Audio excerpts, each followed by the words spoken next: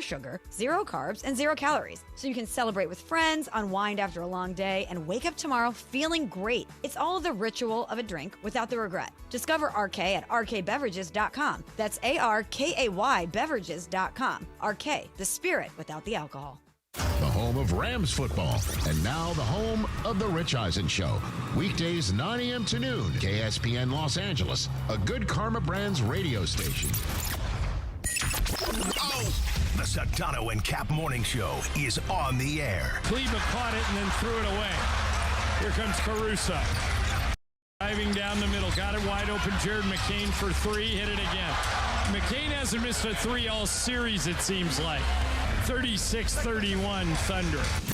The biggest show in ESPN LA history. LA's only local sports morning show. All right, they're going to dribble it out. 5 seconds remaining. And they're going to win 131 to 108. And on Monday night, the Thunder are going to have an opportunity to sweep the Lakers. Did you have me on your show to berate me? Is that what you're doing now? Scott Kaplan, eat a fat one, bro. Thank you for letting me share in your aura. How do you say his name? Asminger? Asperger. On 710 ESPN. The all-new ESPN LA app. And on YouTube at ESPN Los Angeles. Give me a freaking break. We're bigger than U.S. Steel. What a catch by the tight end! Dungus! Right now. Wow, that's crazy. Well, you want to woo-woo? I've danced with the devil. It is smooth, baby. Yeah. Free mahi mahi, free mahi mahi. Everything needs to be Dodger-related addressed to Bernie.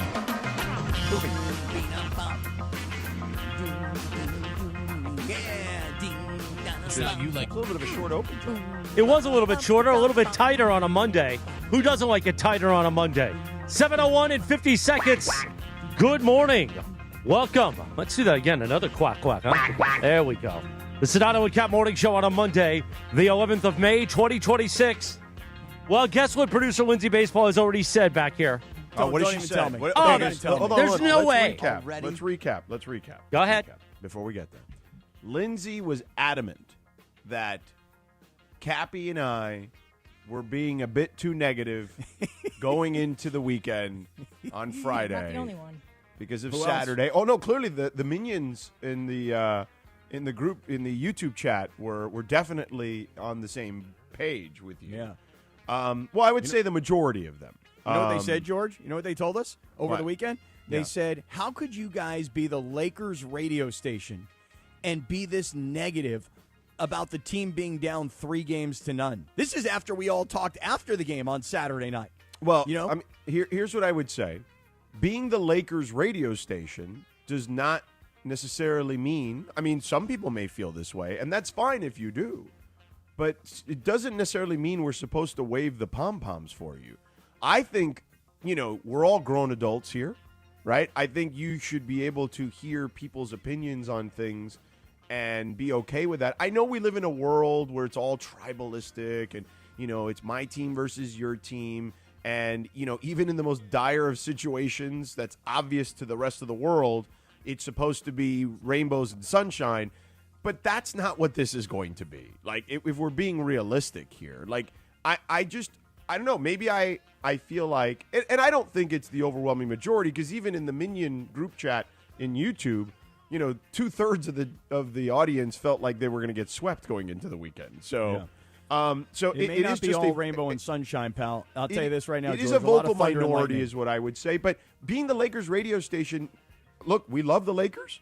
We want the Lakers to win. It's good for business. Yeah. But we're not going to tell you something that's. I mean, we're not going to just tell you. We're not going to lie to you, is my point, basically. Like, we're not going to lie to you for the sake of you and your feelings. We're going to be honest with you so that you understand the gravity of the situation. We're not going to lie to you to protect your feelings. I would like that. Yeah, listen, we all. Yeah, that's part of the problem in today's world in 2026. No, that we have like alternative facts. Sports are hard, man, and it's just so hard, and it's so like emotional. Oh, I get it. It's a lot. Well, let me tell you have some something though. I couldn't believe how many people were hitting the exits in that game. so early in that game. I was like, whoa. Yeah. People are like, yeah, well, we're out of here. We came, we saw, and we knew what we were in for, and that's what happened here tonight. Look, listen. We were asked. Although I do want to can I shout out somebody really quick? Please, feel free. I met some big Sedano and Kap fans. I did not catch the husband's name, but the wife's name. Mm-hmm. I ran into one of the heads of my agency. Mm-hmm. He had told me, hey, I'm here. And I'm like, oh, cool. I'll come to see you at some point. So, in between after I was done with the fourth quarter or the interview going into the fourth quarter, I ran up to just say what's up to him for a few minutes. So we were talking. We're kind of like, at the top of the stairwell, basically watching the game and talking. And these people were going. I don't know if they were going. I guess they were going to the bathroom or something, but or maybe to get something to drink before they closed the concessions. But the Darlene, I want to shout out Darlene. Darlene said to me, she walked right up to me. She goes, I just want to tell you how much I love you. And her husband's like, we love Sedano and Kap. And I was like, all right, man. Thank you guys so much. I talked to them for like a few seconds. So very, very nice of Darlene and her husband, who I did not catch his name. My apologies for that. But shout out to them. Yeah, shout out to Darlene and whatever his name is. Look, let's just... I was a little nicer than that. Were nice. Jeez. You were nice. You were very sweet. You're a loving guy. Listen, let me go back to Friday. We all want to see the Lakers do something that we haven't seen them do. Right. We want to see them beat Oklahoma City. Which is also not get their ass kicked by Oklahoma City, let alone beat them. Right, but we saw the first 4 games during the regular season. The fact of the matter is, whether Luka played or Shea played, and in one case in particular, it was a game in February where the Thunder won 119-110, one of the 4 regular season wins they had, the closest of the 4. And there was no Luka, and there was no SGA. And the reason I bring this game up, George, is because I went back this past weekend to do a little homework. LeBron said something after that game. LeBron said... After game 3?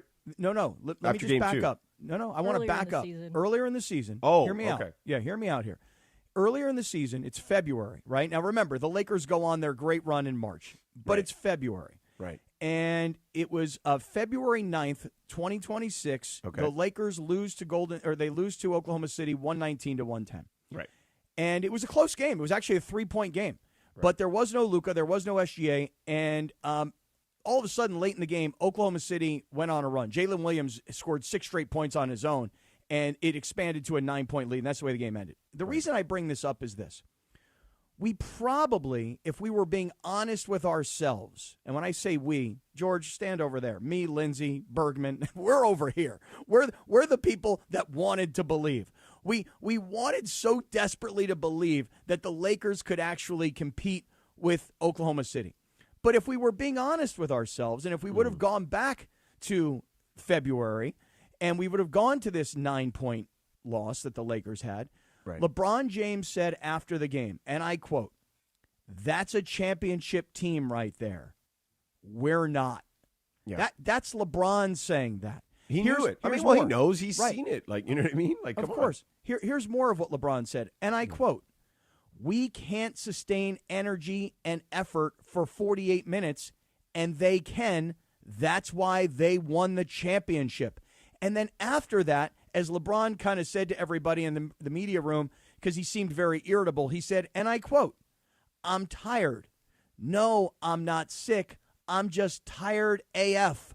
Sorry if I sound irritated, but I'm 41. My patience and my irritation is very, very low as the days go on." I'm 41 years old. Guys, listen. I wanted to believe that the Lakers could win this series, even though every shred of evidence told me they stand no chance whatsoever. Right. Not this could be competitive. They stand no chance. LeBron told us this in February. We forgot about it, though, George. You know why? Because March happened, and we started to believe. Right. And how we thought, or let me rephrase. Wait a second, though. But March happened, and then they went into the OKC with a healthy team, at least for a half and change or whatever it was, and got completely obliterated. Correct. So the point I'm trying to make to everybody is this. I want to believe. I always go into every series always wanting to believe. I don't care who it is. You got to believe in your team. You got to bring that energy. You got to manifest it, But the reality is, as James Worthy said after game 1, they're too good. They are too good. The Lakers just don't have what it takes without, by the way, with or without Luka. But let's just go. No, Luka doesn't. I said this on Friday. Mm-hmm. They are 3 roster spots short, okay, to compete with this team. Okay, Maxi Kleba, dead roster spot. Dalton Connect, dead roster spot. Like, at the very least, those 2. I could probably find another one but off the top of my head, I can't remember what the third one was I said on Friday. But they have at least 3 roster spots that you're like, you know what I'm saying? Like, I don't know, And by the way, I mean, the third quarter thing, though. The third quarter. The turd quarter, as I called it. It's not new, by the way. It's been going on for years for some reason. But they overcame it for a good stretch, right? They did overcome it for a little bit. Mm-hmm. But JJ himself, like, is just he doesn't. I don't think he knows what else to do in that scenario. Like, he has tried everything, and to his credit, again, he has coached his ass off. Right? Like, they've got a lead at halftime, but it's funny because at halftime, I remember, like, someone asked me, I won't say who. Someone says, "Hey, what do you think?" And I'm like, "Lead's not big enough." And I said, if it were like double digits, I think we'd have a real game. I go, it's not double digits, no shot. And that's exactly what happened. The third quarter avalanche came, and the fourth quarter started, and it was over. Like, it was long gone. And the fourth quarter, the precursor to the fourth quarter was, remember, 2 big-time breakdowns on defense where Isaiah Joe had 2 wide-open threes, which, by the way, was Luke Kennard's fault.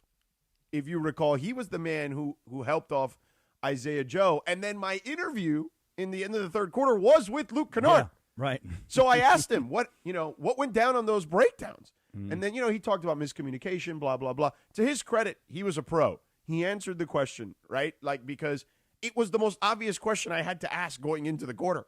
Like, this all of a sudden was becoming a double-digit nightmare. And I believe it was 9. Was it 9 going into the fourth? It could have been in that neighborhood. Might have been 9 or 10 in that here. range. I don't remember off the top of my head. Mm-hmm. Maybe a little more. Maybe 11. Who knows? That's when you went to sleep. That's when you gave up. I thought you were at the game.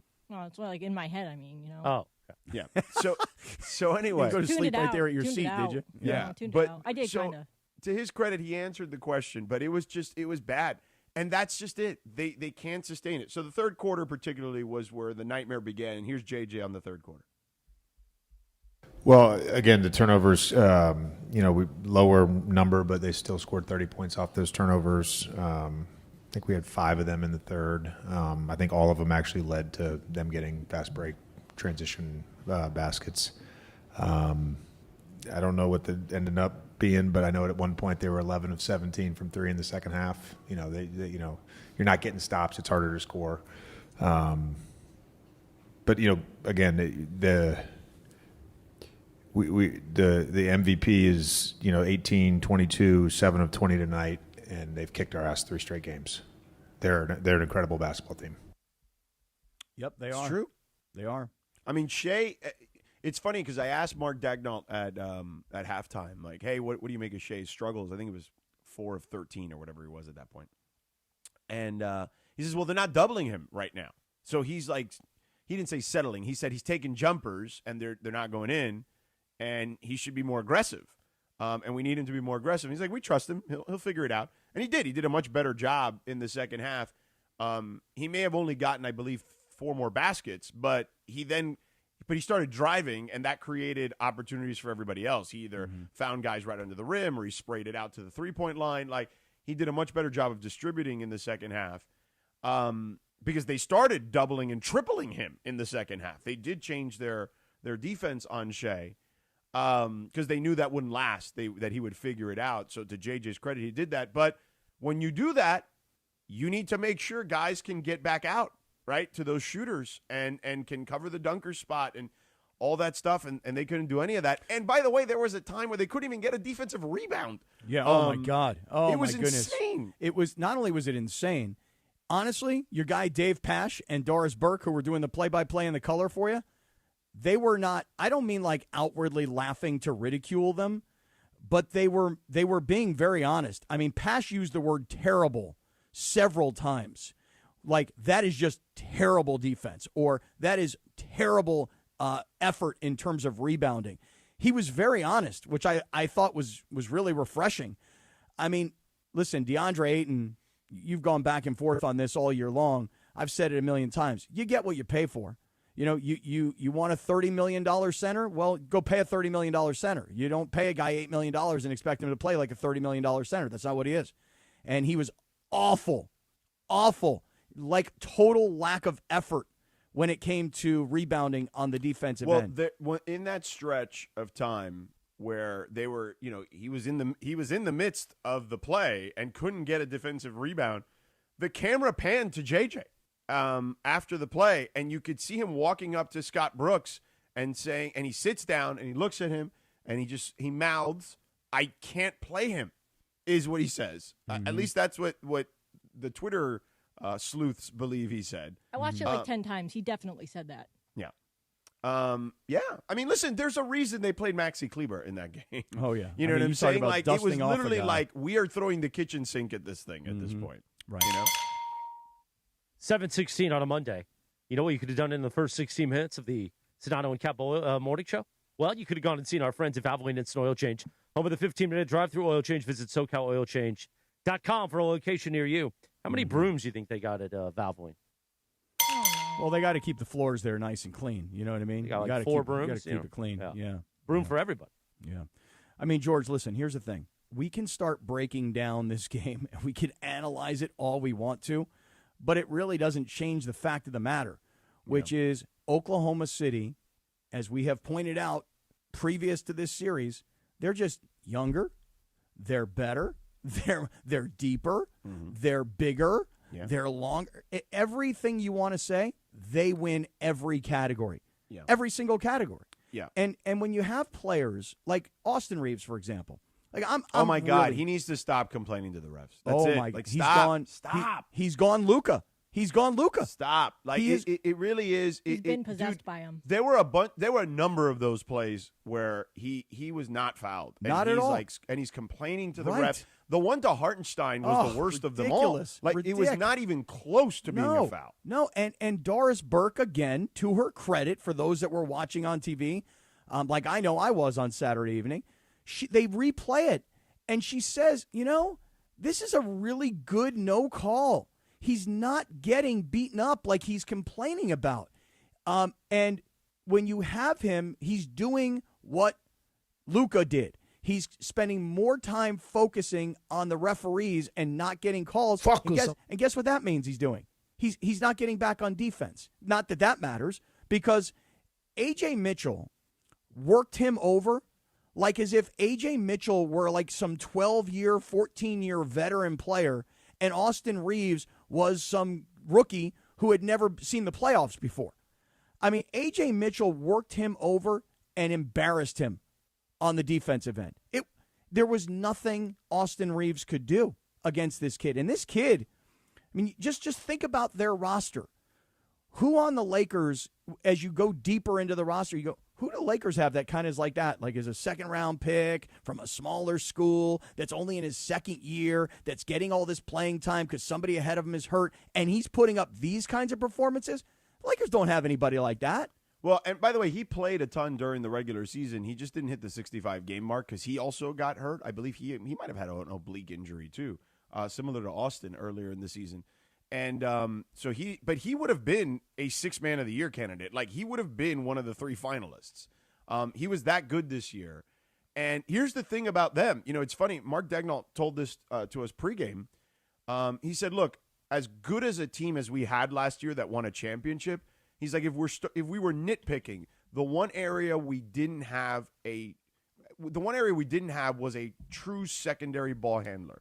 Yeah, Jalen Williams, you know, he did some of that for us, but, you know, that's not his.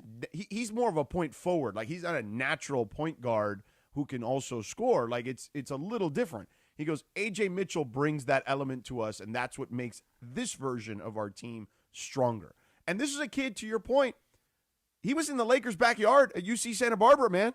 Like this, Sam Presti, it's funny because I asked Dagnall the story about that Ramona reported about how they went to scout someone else and then they saw him and they're like, whoa, who's this kid? And they eventually got on him earlier than everybody else. I mean, they did not have a second round grade on him in the draft. They traded up 3 different times in the second round. You can go back in that draft and then landed at 37 to be able to take him. But Dagnall told me the story that he said Sam Presti came up to him like during the process, like during the scouting process, and said, "Hey, I think I found someone that nobody else is on." And he's like, "Who?" And he's like, "Kid, his name is AJ Mitchell. He's from Belgium. He plays at UC Santa Barbara." And Dagnall's like, "I don't know who he is." He's like, "I did what anybody else would do in that scenario." He's like, "I just started looking at his highlights on YouTube." Mm-hmm. And yeah, like he went down a YouTube rabbit hole. But that's how good Presti is, man. Like even if he goes to see someone that wasn't the person he was going to see, he spots someone else and it's like, "Oh, that guy." That's how they found Jalen Williams too, J-Dub, the one that's hurt. Mm-hmm. They were scouting Holmgren, and Jalen Williams played for Santa Clara, and Santa Clara and Gonzaga are obviously rivals. And in those years, in those games that year, Holmgren's Gonzaga team was crushing Santa Clara, and they said the only guy on Santa Clara that was literally playing to the whistle and playing until the game was over and playing 100% was Jalen Williams. And they're like, man, that kid does not stop. Like, even they're down 20, and it doesn't matter. Like, he's still going at them. Mm-hmm. So that's how he got on their radar. These guys are just really good, and they have this robust front office, which I believe the Lakers will get, right, under the Mark Walter area. They're going to have a more robust scouting department. They're going to have a more robust analytics department. They're going to have a more robust training staff and coaching staff. It's going to take time, but they're going to get to the point where they've got a lot of the things and tools that these other teams like in Oklahoma City has, and hopefully they're able to take advantage of it in a similar way. Yeah, well, the Lakers can no longer just rely on the fact that they're the Lakers and everybody else is not, because teams like Oklahoma City and San Antonio, they're the future of this league. They're the now and they're the future. Yeah. And, man, just watching what has happened here, you can get all upset and pissed off. Yeah, the Lakers station, you guys aren't hyping them up. Dude, they're down 3-0. There's never been a team ever to come back from 3-0. Is this team about to come back? And are the Lakers about to do it? That's the sad part. Right. We have plenty of time to go into that. But look, we could, because they're hold on, Chris. We're not done yet. There is more stuff to get into. And I think that, despite all that, like obviously OKC wants to close this out. They can at least salvage a little bit of their dignity tonight, and I'll explain how they have to do that, or how they can at least try to do that coming up. 7:22, we're back in 2.5 minutes on the Sedano Kap Morning Show. But first, Cappy, let's talk about our friends. We're going to be broadcasting live Friday, June 5th at SeaWorld. That's right. Summer is right around the corner. I guess everybody should probably know that by now, right? I mean, like, your kids are probably not that far away from finishing up school, or your college-age kids are already done, maybe already have come back. Take the plunge this summer into the brand new Shark Encounter, which opens May 22nd at SeaWorld San Diego. You're going to come face-to-face with jaw-dropping shark species, and you can actually feed the sharks. It's going to be a wild thing. I can't wait to do it myself. Also, the Sea Lions Tonight show is hilarious. The all-new Dolphins Adventure show is energetic, and there are some incredible moments that you'll see there. All summer long, amazing concerts at SeaWorld San Diego. Yin Yang Twins, Soulja Boy, Paul Wall, Skillet, and more. And the best part, it is all included in your park admission. Now, we love SeaWorld San Diego. Remember we were there last year, Chris, and there were the sharks and the killer whales that were behind us. Orcas. Yes, that's what I was looking for. Thank you, orcas. Tickets are only $59.99, but these early savings do not last that long. So grab yours now at SeaWorldSanDiego.com and make this summer one to remember. If you've ever been to SeaWorld San Diego, especially with your kids, you know how awesome this is. You're creating memories for a lifetime. SeaWorld San Diego, open your world to something amazing. Thank you, Cappy. We will be back in 2.5 minutes on a Reaction Monday, a therapy session for you. But we're not going to lie to you. It's over. It's over, Jack. The Sedano and Kap Morning Show. We'd like to thank our founding partner, LAX, Los Angeles International Airport, where change is in the air. Learn more at lawa.org/ESPN. This is the Sedano and Kap Morning Show. At Uline, they know going the extra mile takes hard work. For companies pushing to go further, Uline will go the distance with you. 24/7, they answer the phone to get you the shipping and industrial supplies you need. Business can move fast. Unexpected large orders, adverse weather, new safety guidelines, and changing economic trends.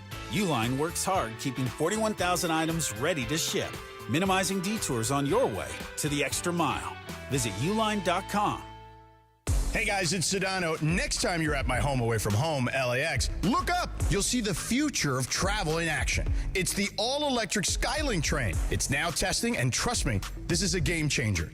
What does it take to build a champion? It takes round-the-clock preparation. And soon, Skylink will connect you to the airport terminals, the new rental car center, and LA Metro. From practice to prime time, the LAX Skylink. Fast, free, and built for LA. In testing now to help you skip the traffic later. 10th Inning Productions presents the LA Card Expo on May 16th and 17th at the Warner Center Marriott in Woodland Hills. Sports cards, Pokemon, memorabilia, autographs, TCG, Funko, and more. Baseball legend Steve Garvey will be appearing on Saturday, with legendary Bash Brothers Jose Canseco appearing on Sunday. For tickets and info, go to lacardexpo.com. Vendor tables are sold out. It's the LA Card Expo Saturday and Sunday, May 16th and 17th at Warner Center Marriott in Woodland Hills. Visit lacardexpo.com. Empower. Ellie here is getting the sleeve she's always dreamed of. She worked with Empower and planned for her next move, so she got good at money. Now she can be a little bad. Oh, by the way, you spelled journey wrong. No worries. She can afford the cover-up, too. Ooh, check out my tat. It says, invest well, live a little. Start today at empower.com. Harry Douglas here to tell you about Confetti Craze 5-Hour Energy. It tastes just like the best birthday cake ever. Vanilla, buttery, frosting vibes. It's basically a party in a bottle. And here's the best part. All cake, no sugar. And you know I love my cake. So I get that big birthday energy without any sugar guilt. The bottle's small, easy to toss in my bag, and perfect when I need a quick, tasty caffeine boost to cakeify my day. The Funfetti flavor is back on 5hourenergy.com or Amazon. Crack open a Confetti Craze 5-Hour Energy shot today.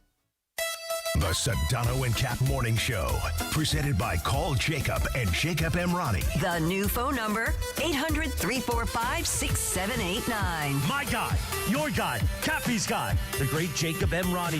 800-345-6789. With a new phone number, 800-345-6789. 7:27. Good morning. The Sedano and Kap Morning Show on a Monday, Jack. Oh. From the Saturday Night Fever soundtrack, Cappy. Yesterday, May 10th, back in 1978, the number one hit. Yvonne Elliman. If I can't have you. If I can't have you, I'm going to get swept by the Thunder on a Monday night. Mm-hmm. There you are. Although, maybe not. No, they're going to get swept. I don't know. I don't think they're getting swept. That's what you said Friday. You thought they were going to win Saturday. I think the Corgi just mixed up the two games. He said that they were going to win Game 3 and lose Game 4. I think he just mixed those two up. The Corgi lied. Okay, Lindsay? The Corgi lied. I think it was just a mistake. He was having an off day. Yeah. The Corgi gave me hope, Cappy, and Corgi lied to me, and I can't believe anybody anymore. Yeah. Now, let's do this real quick before we get into Game 4 tonight. Okay? And you can catch it all right here on Sunday. Right? When does the coverage begin, Christopher? Coverage begins what time, Bergen? It's a 6 o'clock for a 7:30 game. So 6 o'clock, 7:30? Yep. Oh, man. Oh, and I'm you're doing gonna the be up post. late tonight. I'm coming in to do It Is a Final Live with Beto. This is in an the post NBC game. NBC starts later, bro. Do we think no chance Mace win? There's no chance Mace watch Saturday. Is he watching tonight? Of course he watched on Saturday. Okay. Well, he didn't record a social video. I didn't even call it in the postgame show. Yeah, a few people didn't do that, and that's kind of disappointing as well. Only the morning show. The morning show did. And Everybody Laura. on this show. And Laura. Yep. Yeah. Leaders. Leaders indeed. It's leadership right there is what that is. Even George Sedano, who did television on ABC. The network. That's the network. That's the most acceptable. He called into Beto in the postgame show. Mm-hmm. He sure did. I was listening. I guess He Mace sure was did. planning a new episode of Mace Plus. Maybe. Might have been at dinner. Anyway, Dinner. Oh, your blood's on it, Sedano. Don't try to just separate yourself from My the blood. blood? Yeah, your blood's on it.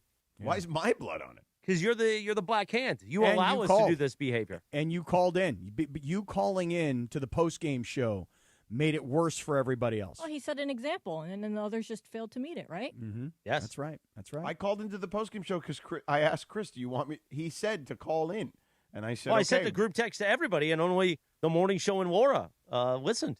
Right. So, anywho. Any dog that lies.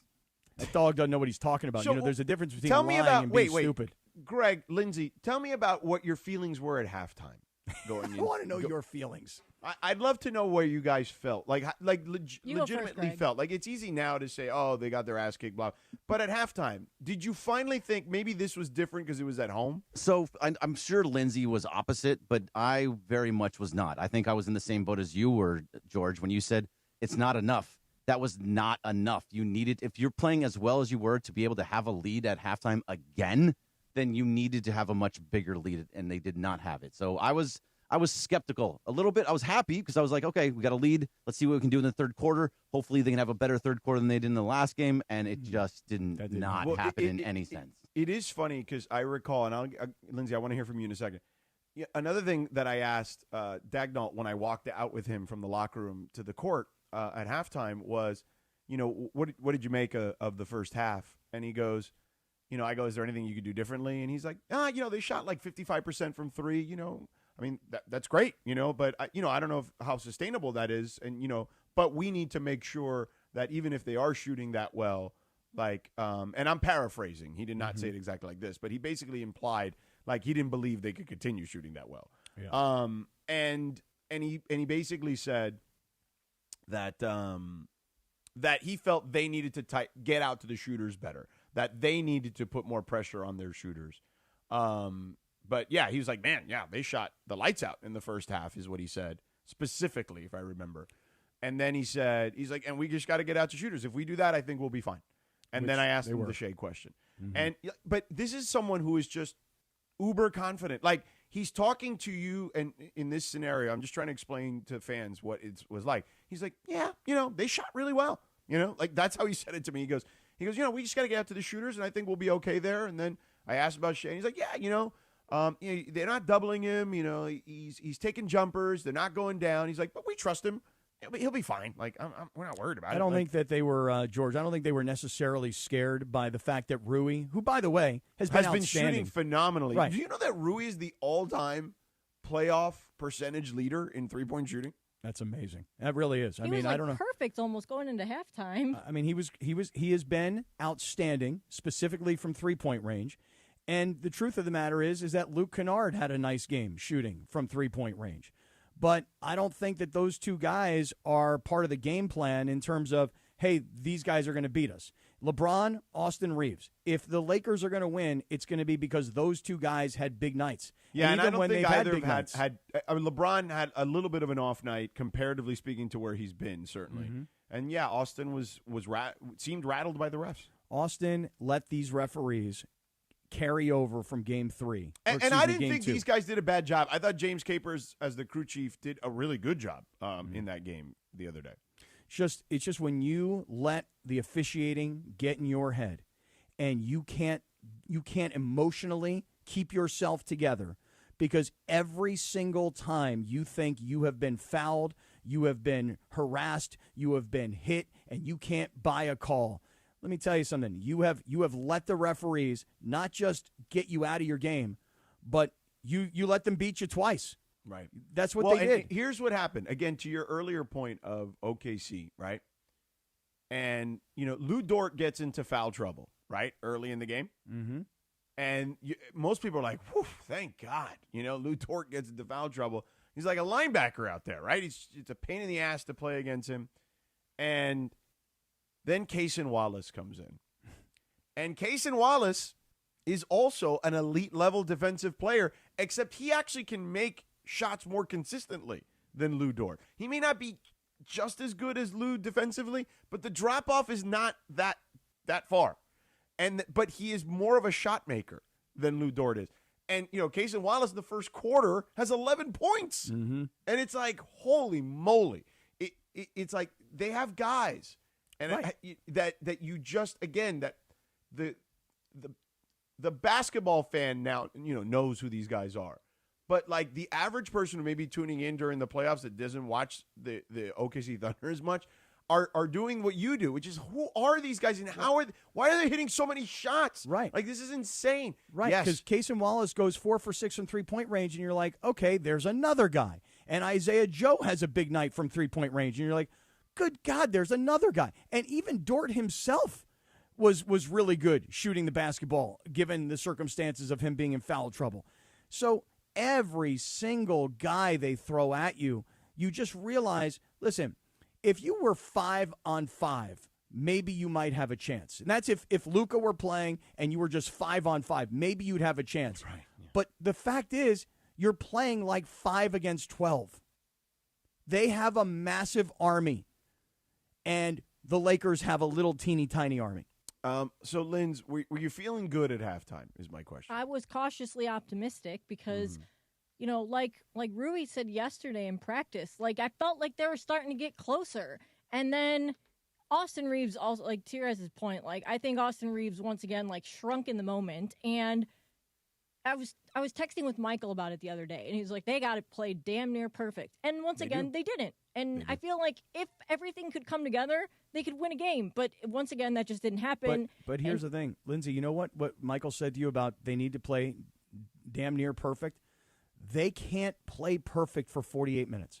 Right. They can play really, really close to their perfect for 24 minutes. I mean, in the first quarter, it wasn't perfect, but they played well enough to, I think if they could keep it within nothing's 5. going to be perfect, but Right. they have to play as close to perfect as possible. But they can't do it for 48. They can play really nicely for 24 minutes, and they can take a lead to halftime as they did twice, but they can't sustain it for 48 minutes. LeBron said as much, right? Lindsay, play the first LeBron cut about OKC's adjustments. Play that cut. He said it right here. Obviously the third quarter, we start with that. We didn't have the energy, the effort, and they put a 30-plus point quarter on us. And kind of took care of the game right there, honestly. We had moments, obviously, in the first half that was really good for us. We did a good job of sharing the ball and knocking down shots. In that third quarter, we didn't knock down shots. We didn't defend or get stops, I would say. We did defend, but we didn't get stops, and it allowed them to kind of take control of the game. Yeah, there's one more soundbite here, though, I'd love to play, because it just goes back to everything that we're talking about. The inability to play for 48 minutes, which, oh, by the way, is not new information. I brought it up here at the beginning of the show today. You go back to February of this year when the Lakers lost to Oklahoma City by 9. They were only down by 3. Oklahoma City went on a late 6-0 run. And after the game, LeBron was so upset and he was exhausted, and he was telling everybody they're a championship team and they can sustain the energy. We do not have that ability. But then he said almost the same thing after the game on Saturday night. Linz, can you play the soundbite where LeBron was asked about the stamina of Oklahoma City? Oh, no, it's not nothing. It's because it's not surprising. You've seen them over the years. They have a lot of bodies, and they got a lot of guys that can do multiple things on the floor. So, it helps to have that depth. Right. They got the bodies. They have a lot of guys who can do a lot of things, and they can just keep feeding waves of guys at you. And we're out here like, okay, we got him and him. He can't play. He can't play. This guy refuses to rebound. This guy's worried about the referees. I'm 41 years old. Okay, forget it. We're done. I mean, that's just what it comes down to, man.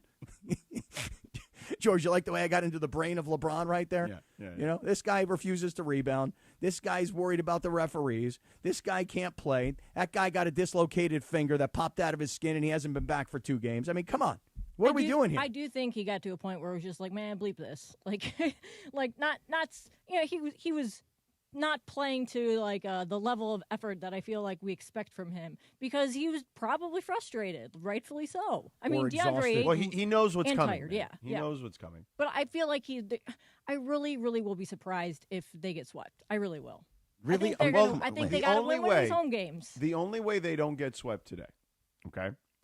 They have to hit an enormous amount of threes, okay? An enormous amount, okay?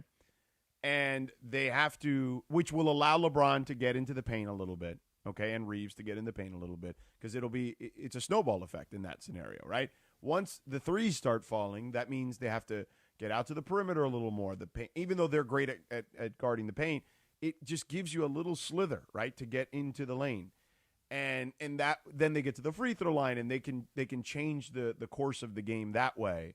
Because the free throw line is important against OKC, especially if you're the Lakers and LeBron is still your best player at 41 years old, because it allows him to rest at the free throw line, okay? And it allows the Lakers to be able to regroup at the free throw line a little bit. But they need to – and then defensively, I mean, they've done a good job on Shea, but they need to figure out how they can do a decent job on Shea and also be able to limit the other guys. Like, you can't give up shots to – like, look, if Shea goes off, so be it, right? If Holmgren goes off, okay. You can't allow A.J. Mitchell. You got to turn off that water, right? You can't allow Cason Wallace. You can't allow Isaiah Joe. Like, you can't allow the others to be able to just hit shots at will. Like, that's the stuff you can't you have to know if you're gonna go and double Shea or triple Shea in some cases, right? Like, you have to know who you're helping off of. Like, you can't have those kind of mental breakdowns. What if they do the opposite, and instead of, like, doubling and tripling Shea, they cover everyone else and kind of just, like, let him go off? Then would they get blown out? Maybe. Still. I mean, who But, knows? I mean, it's different than what they've been doing, right? I mean, well, they did that in the first half, and they had a lead, but, it didn't work for much longer. I have a slightly different theory. I mean, he's the MVP for a reason. You know what I mean? Like, he's going to figure it out even if his shot's not falling. He'll go for 50 in that game. Right. Well, that's just it, right? All of a sudden, he winds up putting up 50 on you, and you're like, well, we tried something new, and then he actually showed up. I mean, and JJ played his did best everything. offensive I mean, game. he emptied the clip, man. Like, he said, okay, let's do this on the other side. Mm-hmm. Oh, no, we have the Dodgers, right? So let's do that at 8 o'clock. Let's do it at 8 o'clock, because I want to tell you about how JJ emptied the clip here in a way that I was like, you know what? I don't blame him. This is what he's got to do. Yep. This is the level of desperation they're at. Totally. And by the way, and I want to share with you, George, my theory on how the Lakers could actually win this game tonight, because I have a theory about why Oklahoma City would allow the Lakers to win this game. Couldn't just let Sedano have the tease, could you? Couldn't just let Sedano tease. A great tease. You had to confuse everybody. Did I confuse everybody? Well, it's just we don't need bulky teases. We want streamlined, clean. Nice and clean teases. Stream clean. All right, you know what? who knows, I take it back. No. I take it back. No theory. Okay. You know a man who also, just like JJ and Sedano's tease, knows how to empty the clip? The great Jacob Emrani. Let's talk about it. The great Jacob Emrani. I ran into Jacob Emrani right before the game, and I gave him a little bit of the lowdown of what was going on pregame in that scenario. Mm-hmm. And, I said, look, good luck, is what I said. Did he believe going in? I mean, he did. He did believe, but I think I had to tell him the truth. You know what I'm saying? Because that's like, look, I tell the audience, we're family here, okay? You may not like your family as much all the time, but I'm going to be honest with you like family. And I was honest with Jacob. And Jacob appreciated my honesty. And you know what? You should appreciate Jacob's honesty, because he's going to tell you if you got a case or not, okay? And if you spend any time on the 5 or the 710, you know how fast traffic can turn serious. And when a big rig is involved, a truck accident is not a regular fender bender, Captain. No, it's not. The damage is usually way worse. The injuries can literally be life-changing. And the insurance companies, they get to work fast. That is why you want Jacob and his law firm, a firm that knows how to handle those kinds of cases. They need to handle it right away, George. Yeah, and you got to call Jacob at 800-345-6789. Jacob Emrani has helped people across Los Angeles after serious crashes, and his team knows what it takes to fight for the money you may be owed. So call him at 800-345-6789 or visit him at calljacob.com online. Cappy, for what? For a free consultation and a no-obligation case review. And remember, this is the most important part. Don't stress about money. There is no fee, none, zero, unless Jacob wins. Call Jacob, Jack. 6-7. Don't call Jacob Jack. Call Jacob. You call him Jacob. Jack. Right. You can call him Jack if you want. You can call him Schiavoso, too. You don't mind it. No, he doesn't. He likes to get down. When we return in 2.5 minutes, Bergie's organ will come out as we will cleanse the palate from the Lakers sadness, but we'll reset Lakers at 8 o'clock. Bergie, and what's going on with the Dodgers? Losing 2 to the Braves in a row, I mean, man. listen, Wow. we're going to reset. The Dodgers have lost. The Dodgers, they did not lose. The Dodgers. What? They lost 2 out of 3 this weekend, and here comes San Francisco. Not that Right, like 2 San out of 3, Francisco's- but they didn't lose Yeah. like back-to-back is what it made it seem like you said. No, they did. They lost Saturday and Sunday. Did they lose Saturday, too? Oh, Yeah. I do have that wrong. That's right. All right. You were right. All right. All right. All right. That's next in 2.5 minutes from right now on the Sedano and Cap Morning Show. This is the Sedano and Cap Morning Show. It's Bethel Duran, and you know how much I love my Toyota. And right now, the deals are sizzling at Northridge and Wondries Toyota. Get a brand new 2026 Camry for just $389 a month for 36 months. $49.99 due at signing or finance for just 4.99% APR for 60 months. What about a brand new Tacoma? I'm thinking of doing this. You can lease for just $279 a month for 36 months. $49.99 due at signing or finance for just 2.99% APR for 48 months. In the 818, go see NorthridgeToyota.com. In the 626, WondriesToyota.com. Waba Grill is an LA original, so we've got to keep it real. Real fresh with our Asian-inspired menu that's grilled to order every time. Real quality with our marinated proteins like hormone-free chicken, ribeye steak, wild-caught salmon, and shrimp. Head to Waba Grill for $5 happy hour, weekdays after 3 p.m. and try our new chili crisp dumplings, paired with a premium or beverage drink, like our delicious Thai tea, both for only $5. Only at Waba Grill. It's for you. Hey guys, it's Sedano. As a parent, I want my kids to grow up happy and healthy. But when kids experience hard things like divorce, neglect, or substance abuse in the home and don't get the support they need, they can develop toxic stress response. And over time, toxic stress can lead to serious health issues like anxiety or high blood pressure. But being there for your child helps protect against toxic stress before it ever starts. Learn how supporting your child's feelings can give them a stronger start at first5california.com. Rich Eisen here.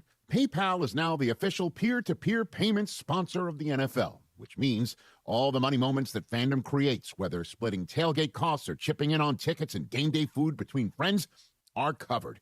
Wherever the game is played or watched, PayPal moves with fans. You can send money through text, email, or directly to your friends with eligible accounts on Venmo.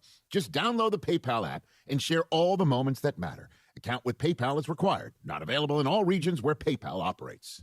Less than 4 in 10 kids aged 6 through 12 are playing sports regularly. 4 in 10 kids? Let it sink in. Just 4 in 10 kids. ESPN is building a nationwide coalition powered by Disney called Take Back Sports, with the purpose of training more coaches, expanding access, and creating community-driven sports programming that puts kids and fun first. We're working on that story. We hope you'll join us. Visit takebacksports.org to learn more. You're hanging out with the Sedano and Cap Morning Show. By the way, speaking of tap it, go tap the like button, you mongrels. Yeah, tap that like button, mongrels. Let's go. More Sedano and Cap right now.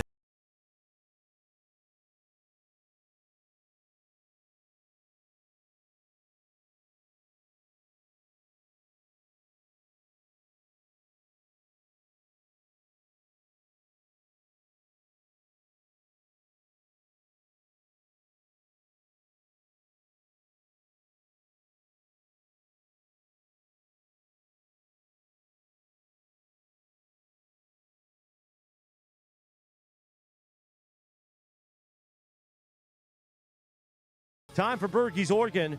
Dodgers dropped 2 of 3, back-to-back losses to the Braves over the weekend. The Blue Review each weekday morning at 6:30 a.m. on our YouTube channel at ESPN Los Angeles. Gregory Arthur Bergman, Marcus Grant. Berkey, take it away. It was a frustrating weekend because you had the Lakers losing on Saturday, and you also had the Dodgers losing on Saturday and How many Sunday. series is that now that they've lost? They've total?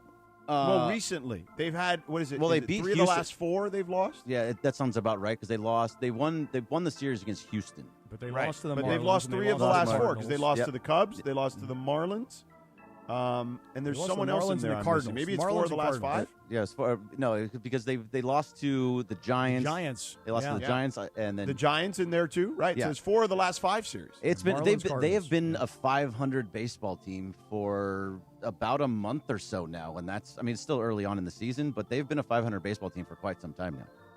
But you're this 40 series, games I in. think, is more concerning because this is the team that you're probably going to see deep in the postseason. Yeah, I think there was a lot of things that made it so. Yes, it is exactly who you're going to see. You're probably going to see them in the NLCS if both teams get there. But right now, this Atlanta Braves team is the best team in baseball. Their pitching staff is fantastic. What you saw out of Bryce Elder yesterday was incredible. Chris Sale lost on Friday, and he was still really good. They just happened to get 3 runs. This offense is not doing what it needs to be doing. And if you want a stat, Shohei Ohtani has hit 1 home run in 106 plate appearances. Wow, just killing Cappy's Unreal. prize picks. He is destroying my prize picks, but I'll get to that later because Wemby actually fixed my prize picks yesterday. But keep going, Berg. So one of the things that is a positive, though, is Mookie Betts. Mookie Betts is going to be back today against San Francisco. So he will slot in. He'll play shortstop.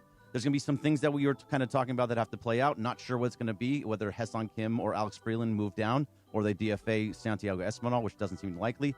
But he's going to be back in, and he's going to hopefully provide a spark to this offense because it gets really, really long now with Mookie Betts back in the lineup. Yeah, looking forward to seeing Mookie because me and Morales are supposed to go to the game tomorrow night. So looking forward to seeing what do you mean happens. supposed to? We're going. No, I'm saying it's Ice Cube Lowrider Bobblehead Night. Right on. Nice. And we're going with our great P1 listener, Armin Cornell. That's right. You guys remember Armin? We had dinner with Armin last year. Yeah. Nice guy, Armin. Yeah, so we're going with Armin. You and I are definitely sharing a Dodge-A-Dog on screen, on video. We're going to make Giants fans. We're going to find a pocket of Giants fans, then just sit between them and start sharing Dodge-A-Dogs. Just freak everybody out. Yeah. I'm going to squirt ketchup on your face. You guys should do a really weird one and then tag Keith Hernandez in it since they stole your bit and see if they'll reshare it, Make it a whole thing. Yeah, Keith. L.A. versus New York. There you go. So the pitching over the weekend for the Dodgers, Blake Snell and Justin Robleski, both lost. It was and they gave up runs. However, both of their outings were way better than what their box score showed you. Blake Snell on Saturday was his first game back. He gave up 4 runs. I think he had 5 strikeouts. He only went 3 innings. But the fact of the matter was, everything when he got hit, it was all on soft contact, which probably normally wouldn't drop your.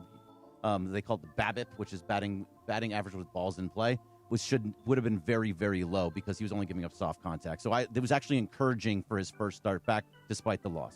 And then, I will ask you about the Robleski start, though. Yeah, that's where I was going. This is really a very strange game. I was wondering why Dave kept him in as long as he kept him in. I mean, I looked back and looked at the bullpen and the usage over the last few days. I just was surprised that, and I guess it goes back maybe to Friday when you said Snell only went 3. But Saturday. Talk us through what Robleski did yesterday. So Robleski was actually, despite that he had a bad second inning where eventually that was going to happen, he gives up contact. He pitches to contact, so eventually he was going to give up those 7 runs. But the fact of the matter is, if you look at what actually happened, innings 1, 3, 4, 5, 6, and 7, he was 3 up, 3 down. So it was the second inning. He gave up 4 runs in the second inning where he was just kind of getting hit by single, and driving in runs. And then after that, it was just he shut everybody down. In the later innings, he gave up a home run. And then in the 9th inning, he gave up a home run as well. And then they brought in some guy that I've never heard of and to close it out. But he was at 8 2/3 innings in under 100 pitches when he hit Mike Yastrzemski. Otherwise, he would have gone full. So that was actually a really good appearance by him, despite the box score. The box score looks bad, but what actually happened on the field wasn't as bad, just like with Snell on Saturday. But how bad would it be to go a complete game? Because you go 8 2/3. How bad would it be to go a complete game and lose like that? He got a standing ovation because he saved the bullpen. That's exactly what you want in that situation. You used up your bullpen a ton on Friday and Saturday and in stressful innings. So for him to go out there and go 8 2/3, almost 9 complete, that was great for just the team in general and to save the bullpen. Yeah, it was a pretty amazing performance yesterday by Robleski. Again, if you didn't see the game, and I will tell you guys, I was not watching yesterday's game, 8 2/3, 7 hits, 7 runs, all earned, 7 strikeouts, and gives up 2 home runs and almost goes complete game. When I saw this yesterday, I was like, how did that happen? Yeah, wild. Because he was 3 up, 3 down in almost every inning, except for the second. So he did and even in the 8th inning, it was 4 up, 3 down, and because he gave up a home run. So he was very, very efficient, and that's what he does. He's efficient with his pitches. He induces contact. He wants to pitch the contact, and this is just eventually when you pitch like that, you're going to get hit. Yeah, but that's one of those performances, like you said, that's, and I know this is going to sound like way too much of a word, it's a heroic performance that the crowd appreciates because you realize you saved the bullpen. You saved everybody, right? Yep. So, all right, what's third thing? I think those were three. There's actually probably four things in there. But let's go four then. Mookie Betts coming back tomorrow. Kike Hernandez is on his way back. That's so he's in rehab assignment with OKC as well. There's a lot of different things. Brock Stewart is going on the injured list because that's what he does. He just gets injured all the time now. And so hopefully, the biggest thing for me is about Mookie Betts coming back today is how deep the lineup gets. Where does he play? Does he play in the 2 spot or the 3 spot? And then what do you do at the bottom of the lineup? And those are more in the weeds type conversation. In the weeds. In the weeds. That's right. Deep in the weeds. 7:55. Thank you, Bergie, the Oregon. Watch the Blue Review tomorrow morning, 6:30 a.m. with Marcus Grant and Gregory Arthur Bergman. Top athletes, big moments one night. The OC Sports Awards hosted by Travis Rogers. June 18th at Angel Stadium. Celebrate greatness and be part of one of Orange County's premier sports sites. Get your tickets now at the OCSportsAwards.org. All right, Sedano and Cappy, we're going to get back. Top of the hour, Lakers basketball and Sedano's tease. How JJ unloaded the clip and tried everything. Will he prevent a sweep tonight? Coverage begins at 6 o'clock with Beto and Michael. The Toyota Lakers countdown to tip-off. Cappy, you want to throw in another tease? No, I like a tight tease. You want a tight tease? I want a super tight tease. Unloading the clip is a good tease, and I think I know where Sedano's headed. So we'll do that, and then I'll give you my theory. Oh, beautiful. All right, that's in about 4 minutes from right now. But let me tell you about my friends at Life Source Water Systems. As I tell you, don't be a city water sleazeball. That's right. Oh, let's turn that up, Pepe. Esquivoso, huh? Esquivoso. Exactly. Call our friends 800-WATER-99 or LifeSourceWater.com. 800-WATER-99. LifeSourceWater.com. Here in L.A., we got tired of wondering what was actually in our tap water. You know that.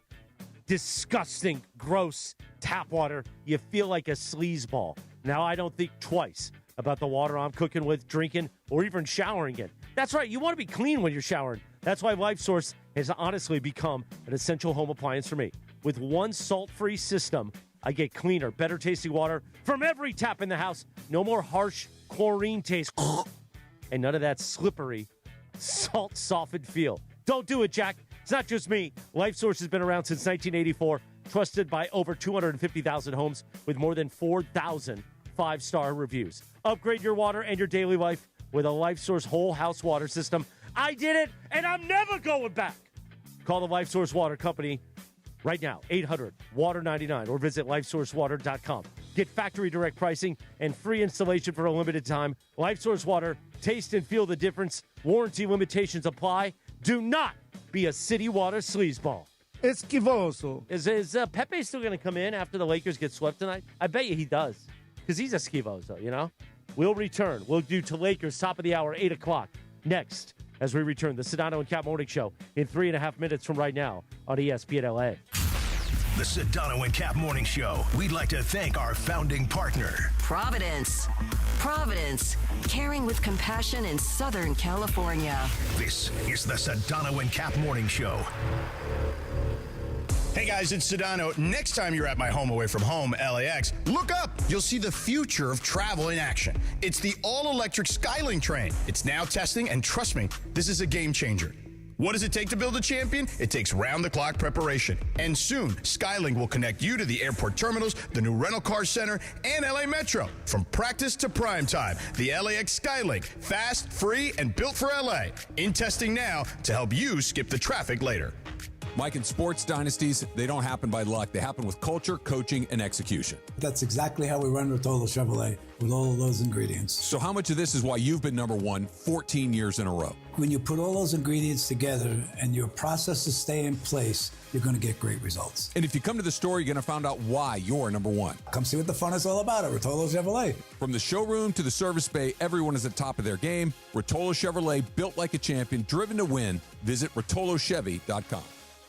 7:59, approaching 8 o'clock at KSPN Los Angeles, a Good Karma Brands radio station. Nicely done, Kasim. I like that. Nice and tight. Coverage and content of the 2026 NBA playoffs on ESPN LA is presented by Pechanga Resort Casino. Play your perfect combination at Pechanga Resort Casino, official Native American resort and casino of the Los Angeles Lakers. See for yourself what made readers of Newsweek and USA Today name Pechanga the best casino outside of Las Vegas. Visit Pechanga.com for more information. The Sedano and Kap Morning Show. We are back with Lakers talk in 2 minutes from right now. I took Mom to catch a ball game. Is it time to pick her up yet? Now your top reasons to visit Morongo. Morongo's Travel Center always has the lowest price gas around. Number 2. Tommy Bahama Gift Giveaway, May 19th, 10 a.m. to 10 p.m. And the number 1 reason. It's finally back. Smoking good times. 3 cigars, scotch tasting, a food spread, and live music. May 17th, 5 p.m. Morongo, good times. Hey, it's Chris Morales. When it comes to cancer, early detection saves lives. Our friends at Providence remind you that many cancers start with no symptoms, but catching them early can lead to more treatment options and better outcomes. Providence brings together the best minds in cancer care, keeping you in the game with trusted, compassionate support. Take control of your health. Learn more at providence.org/cancer. Providence.org/cancer. Providence, caring with compassion in Southern California. Progressive presents the Passionate Sports Fan Checklist. Signed jersey of your favorite bench warmer? Check. 14 bobbleheads that look nothing like the players they're emulating? Check. Twin TVs so you can watch the game on 2 different networks simultaneously? Check. Life-size wall sticker of your favorite player that routinely freaks you out at night? Check. A second life-size wall sticker so after the first one freaks you out, you see the second and you're like, oh right, the wall stickers. Check and mate. Bundle your renters and auto insurance with Progressive and save on protection for the things on your checklist. Get a quote at Progressive.com. Progressive Casualty Insurance Company affiliates and third-party insurers not available in all states or situations covered subject to policy terms. Michelle Smallman here. PayPal is now the official peer-to-peer payment sponsor of the NFL, which means all the money moments that fandom creates, whether splitting tailgate costs or chipping in on tickets and game day food between friends, are covered. Wherever the game is played or watched, PayPal moves with fans. You can send money through text, email, or directly to your friends with eligible accounts on Venmo. Just download the PayPal app and share all the moments that matter. Account with PayPal is required. Not available in all regions where PayPal operates. Hey, this is Rich Eisen. You're starting your day with the Sedano and Kap Morning Show on ESPN LA. Don't forget my show. The Rich Eisen Show is coming up this morning at 9 on 710 ESPN and the all-new ESPN LA app. Now, back to the Sedano and Kap Morning Show. 8:01. Good morning, the Sedano and Kap Morning Show on a Monday. Cappy on this day in 1985, the number 1 hit, Madonna, Crazy for You.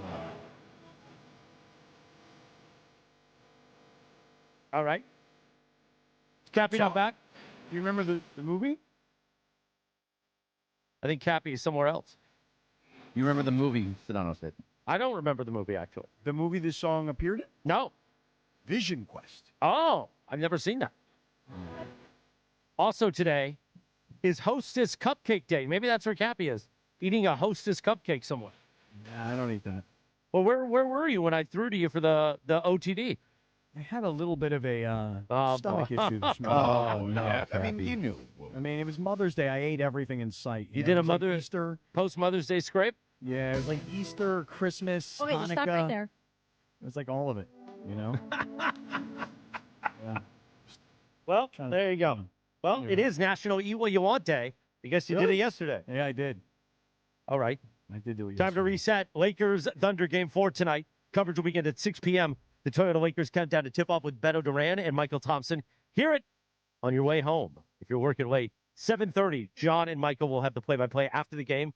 The Lakers post-game show, I will be appearing, pressing the flesh with Beto in person to do It Is a Final. What if it doesn't happen, though?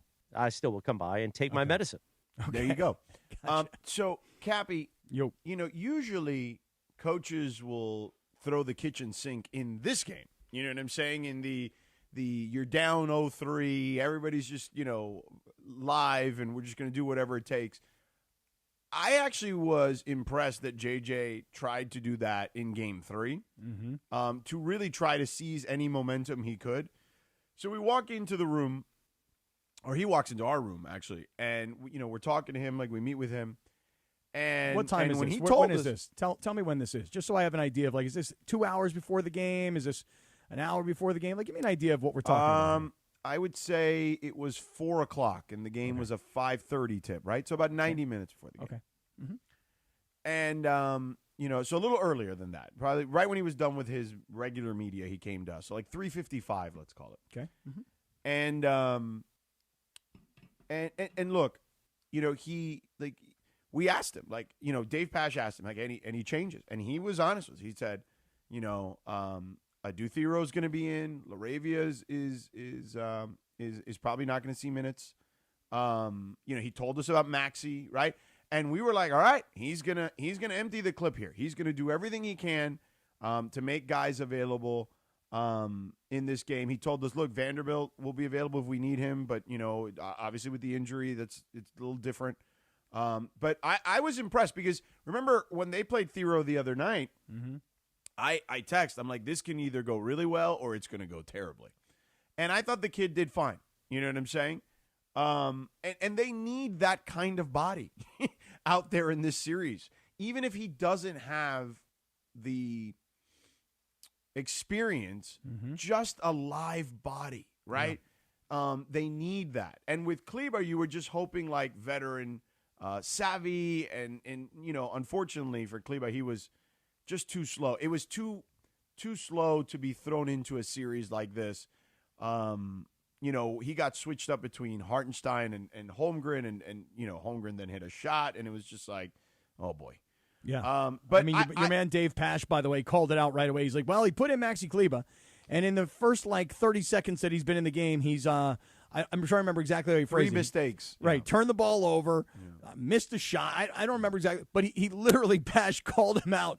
He's like, yeah, it's a nice attempt to throw in a pulse, but in a matter of 30 seconds, this guy's walked onto the floor and made a mess of things. Yeah.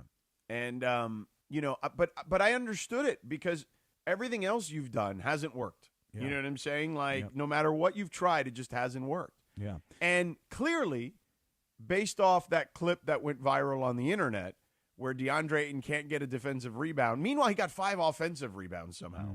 But he couldn't get a defensive rebound to save his life and allowed OKC to have more opportunities. There's that clip of JJ walking back to Scott Brooks on the bench, and just you could see him mouth, allegedly, I can't play him. And that – so that's how – not that you needed to see that. Just the fact that Maxi Kleber was going to be active in a game goes to show you what that center room is like. And yeah, you juxtapose that to their center room. Right. And you're like, right. But they're getting close. What's that? Getting close to what? Getting close to what? Getting closer to what? I was watching the videos from McMenamin, which he's going to join us at 9:15. We can ask him more about it. He posted from shoot around yesterday.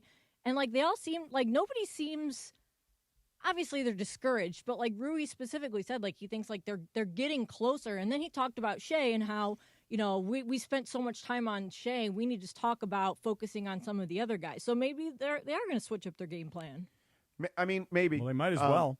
Yeah. Might as well try it. But here's what I would say. And I talked to Rui before the game, too. And before Game 3, actually. And he was super positive. You know what I'm saying? That's who he is. He was super excited that AR had the game he had in Game 2, and he felt like they could build off of that. He talked about how, LeBron and AR make things so easy for him. That's why he's hitting so many shots. Although he did say, I did have a good shooting season during the regular season. I said, no, I know. To remind you of that, George. Guys, yeah. But I'm like, you're shooting 60% from 3, bro. That's not what you were shooting in the regular season, It's a little different. George. But he's super positive. When I talked to him in the locker room before the game, that's who he is. So he's a believer, Cappy. The question is, he's playing his ass off. He's playing great. There were times during this season where we were, we've talked a lot about contracts, right? Where we were like, I don't know about Hachimura at that number. Hachimura has shown you in the playoffs every year you can count on him. Now in the regular season, depending on what his role is and who else is on the floor, maybe he's in and out a little bit, but every playoffs that Rui's been a part of, he's been good. That you can count on.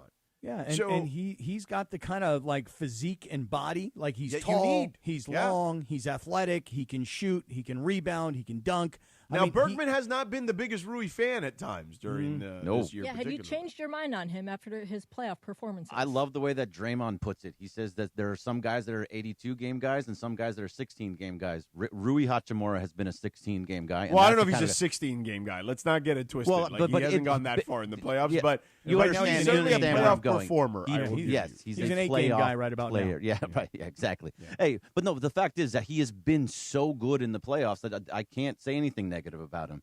I don't know if he's. I still don't know. And if it's not just these playoffs; it's every year in the playoffs he performs well. He did great against that Denver series when he was great against Jokic. And he was good defensively, right? Yeah, and he hits a few shots, right? He's hitting a bunch of shots now. His mid-range game is a very good mid-range game that this team needs. Yeah. Hitting the threes, there's nothing bad to say about Rui at all. Now, the guys like Jake LaRavia, who didn't play at all, there's plenty to say bad. Jake is just not ready for this level of play. No. It seems obvious. He's like we talked about Friday, in the regular season when he's a play hard guy. Not everybody's playing at this level of intensity in the regular season, at least not sustainable, right? And then now when everybody's playing their ass off, you could see that there's a reason he's been on 3 teams in 3 years. Yeah. Listen, let me go back to what you were talking about earlier, though, about emptying the clip. Started off with Maxi Kleber. Look, this is a I love what JJ's attempting to do, but I also hate what he's attempting to do. And here's what I mean. Loving it is, hey, look, guys, we're in desperation mode here, right? And we've got guys that put on uniforms and sit on the benches, and we give them paychecks every week, and they don't contribute. And we're in desperation mode here. So even if I have to send Maxi Kleber out on the floor to just whack away at dudes and just foul guys, I'll do it because we need it. Because a guy like Vanderbilt is all of a sudden unavailable, and a guy like LaRavia, we just don't think he can play. So you know what? Let's just try with Kleber. Vanderbilt was available. He just didn't play. Well, when I say he's unavailable, what I mean is that he's got an injury that they chose to say, we don't think he can contribute. Well, he may be in uniform. Right. I was going to ask George about that. Did you guys talk about that at all? Because the fact that he was upgraded. Vanderbilt? Yeah. Break glass in case of emergency. Okay. Well, I feel like that probably was an emergency situation, but maybe not. I mean, listen, Dr. Clapper. It got away from them week. so quickly that what do you Yeah. What was he going to do? Yeah. I mean, Dr. Clapper came on last week and was like, look, here's what happens. They pop it back in. They put a Band-Aid on it. They tape it up to his other finger, and he needs to get back out there and play. Now, I don't know his pain tolerance. JJ did offer to show us a picture, and we were like, no. I want to see that. Oh, I'd definitely like to see that. So, look, I applaud JJ because he realizes he's in desperation mode, and what else does he have available to him? So he By goes, the way, I'm okay. kidding. He didn't offer us to show us a picture. Oh, that's too bad because I would have liked to have seen that. Yeah, seriously, I'm weird like that. I would want to see. I'm sure it. you would. You'd be like, sure. Can I see? Yeah. Yo, can I get that? Can I post that? So Maxi Kleber gets dusted off from the end of the bench, and I applaud JJ's choice of, hey, we're in such desperation mode. We'll try anything. And hey, Maxi, go out there and give us a couple of minutes. And then once he did, and he was like, okay, come back. Come here. You down there. Sit over there and don't even talk to me because I got nothing to say to you. Now, the next move that he makes on Thero to bring this kid into the game, George, the kid plays 13 minutes. He's tall. He's long. He's muscularly built. He's insanely athletic. During the regular season, I brought it up to you many times. This guy comes off the bench 46 minutes into the game. He's been sitting there in real time for 2.5 hours. And what's the first thing this kid does? He goes and dunks on somebody. He doesn't need to warm up. He don't need to stretch out his hamstrings. He don't need a lather. That kid just comes off the bench and starts dunking on dudes. He's got potential. He's got athletic potential. Can we agree on that? Yes. However, he is a young kid. He is not ready for prime time. Michael Thompson brought this up on the pregame show 2 games ago. This is going into game 2. He's just not ready for prime time. Okay, fine. We expect that he's not ready for prime time. This is my one biggest problem with using Thero in this game. You need bodies. You need somebody who's got a pulse. You got one guy who's hurt. You got one guy who can't play. You got one guy you got to dust off. Let's bring Thero in. You know what would have been a good idea during the regular season? To actually give that kid some run rather than just mop up duty. Oh, hey, Bronny, you come in, and Thero, you go with him. And Dalton, you guys go too. He wasn't ready for that yet. And they did play him a ton in the G League, which to give him, live reps. Mm-hmm. But, yeah, I mean, Cappy, you can't do all of that and try to win games sometimes. No, I got it. But what I'm trying to say is that you talk about pure desperation. And that's what that move was, right? I mean, that's all it is. I mean, it's not calling anybody out. It's not pointing out anything that everybody else can't also see. When you have to play Maxi Kleba, when you have to play Thero, a kid, in this sort of situation, you're in complete desperation mode. And it would have been better had the kid been prepared through the 82-game regular season to be ready for this moment. But they never thought they'd ever need him. It's just really unfortunate that you're throwing a kid into the wolves like that. We're not going anywhere, Jack. We're just going to take 1 minute for me to knock on the hardwood. Oh. Our friends, the Crazy Hernandez brothers at Hernandez Wholesale Flooring Shop. Yeah, absolutely. Listen, it's springtime in SoCal, right? Sun's out, guns out. You still on those same old floors? Come on, man. You got to make a power move with Hernandez Wholesale Flooring. Just like Steven Hernandez powers on that treadmill every day, watching the Blue Review with Bergie, okay? That's what he does every morning. Wakes up, all right? So you should be watching the Blue Review, too, because the Hernandez brothers are watching the Blue Review. By the way, that power move I'm talking about with the flooring at Hernandez Wholesale Flooring, they got millions, I repeat, millions of in-stock options, okay? The hardwood that Chris was banging on right there, the laminate, the waterproof vinyl, carpet, even turf for the outdoor like I put outside, okay? Thanks to our friends, the Crazy Hernandez brothers. All ready to go. No waiting on spring sales, just true wholesale pricing every single darn day, okay? It's family-owned. 3 generations deep, winning on price, selection, and service. Extra savings for first responders, military, and veterans. Plus, you got price match no matter who you are, okay? So this spring, upgrade your whole vibe. Hit the showroom right off the 5 freeway next to the Commerce Casino, or check them out on the web, HernandezWholesaleFlooring.net. That's HernandezWholesaleFlooring.net. Hernandez Wholesale Flooring. No games, no gimmicks, because no spring sale beats wholesale. Thank you, Sedano. 8-16 on what could be Lakers sweep day. Now, before we get right back to Lakers, how about a little breaking news? We go to our, I like saying this, our USC Trojans update desk. Wow. And Gregory Arthur Bergman. Sounds awful. According to the LA Times and Ryan Karchi, USC and Notre Dame are in active discussions to resume their storied rivalry series. Oh, beautiful. Thank God. Although it does say, as I keep going down, it says, it's unclear when the USC-Notre Dame game would be able to return, but given current scheduling obligations, it may not be until as late as 2030. Oh, please. 2030 is right around the corner. Yeah, what year is this? It's 2026. Oh. By the way, the Trojans have already moved that Fresno State game, that first, or I think that's the second home game of the season. That's already going to be Friday night, like September 9th or whatever it is. That's going to be a Friday night game against the Fresno State Bulldogs at the Coliseum.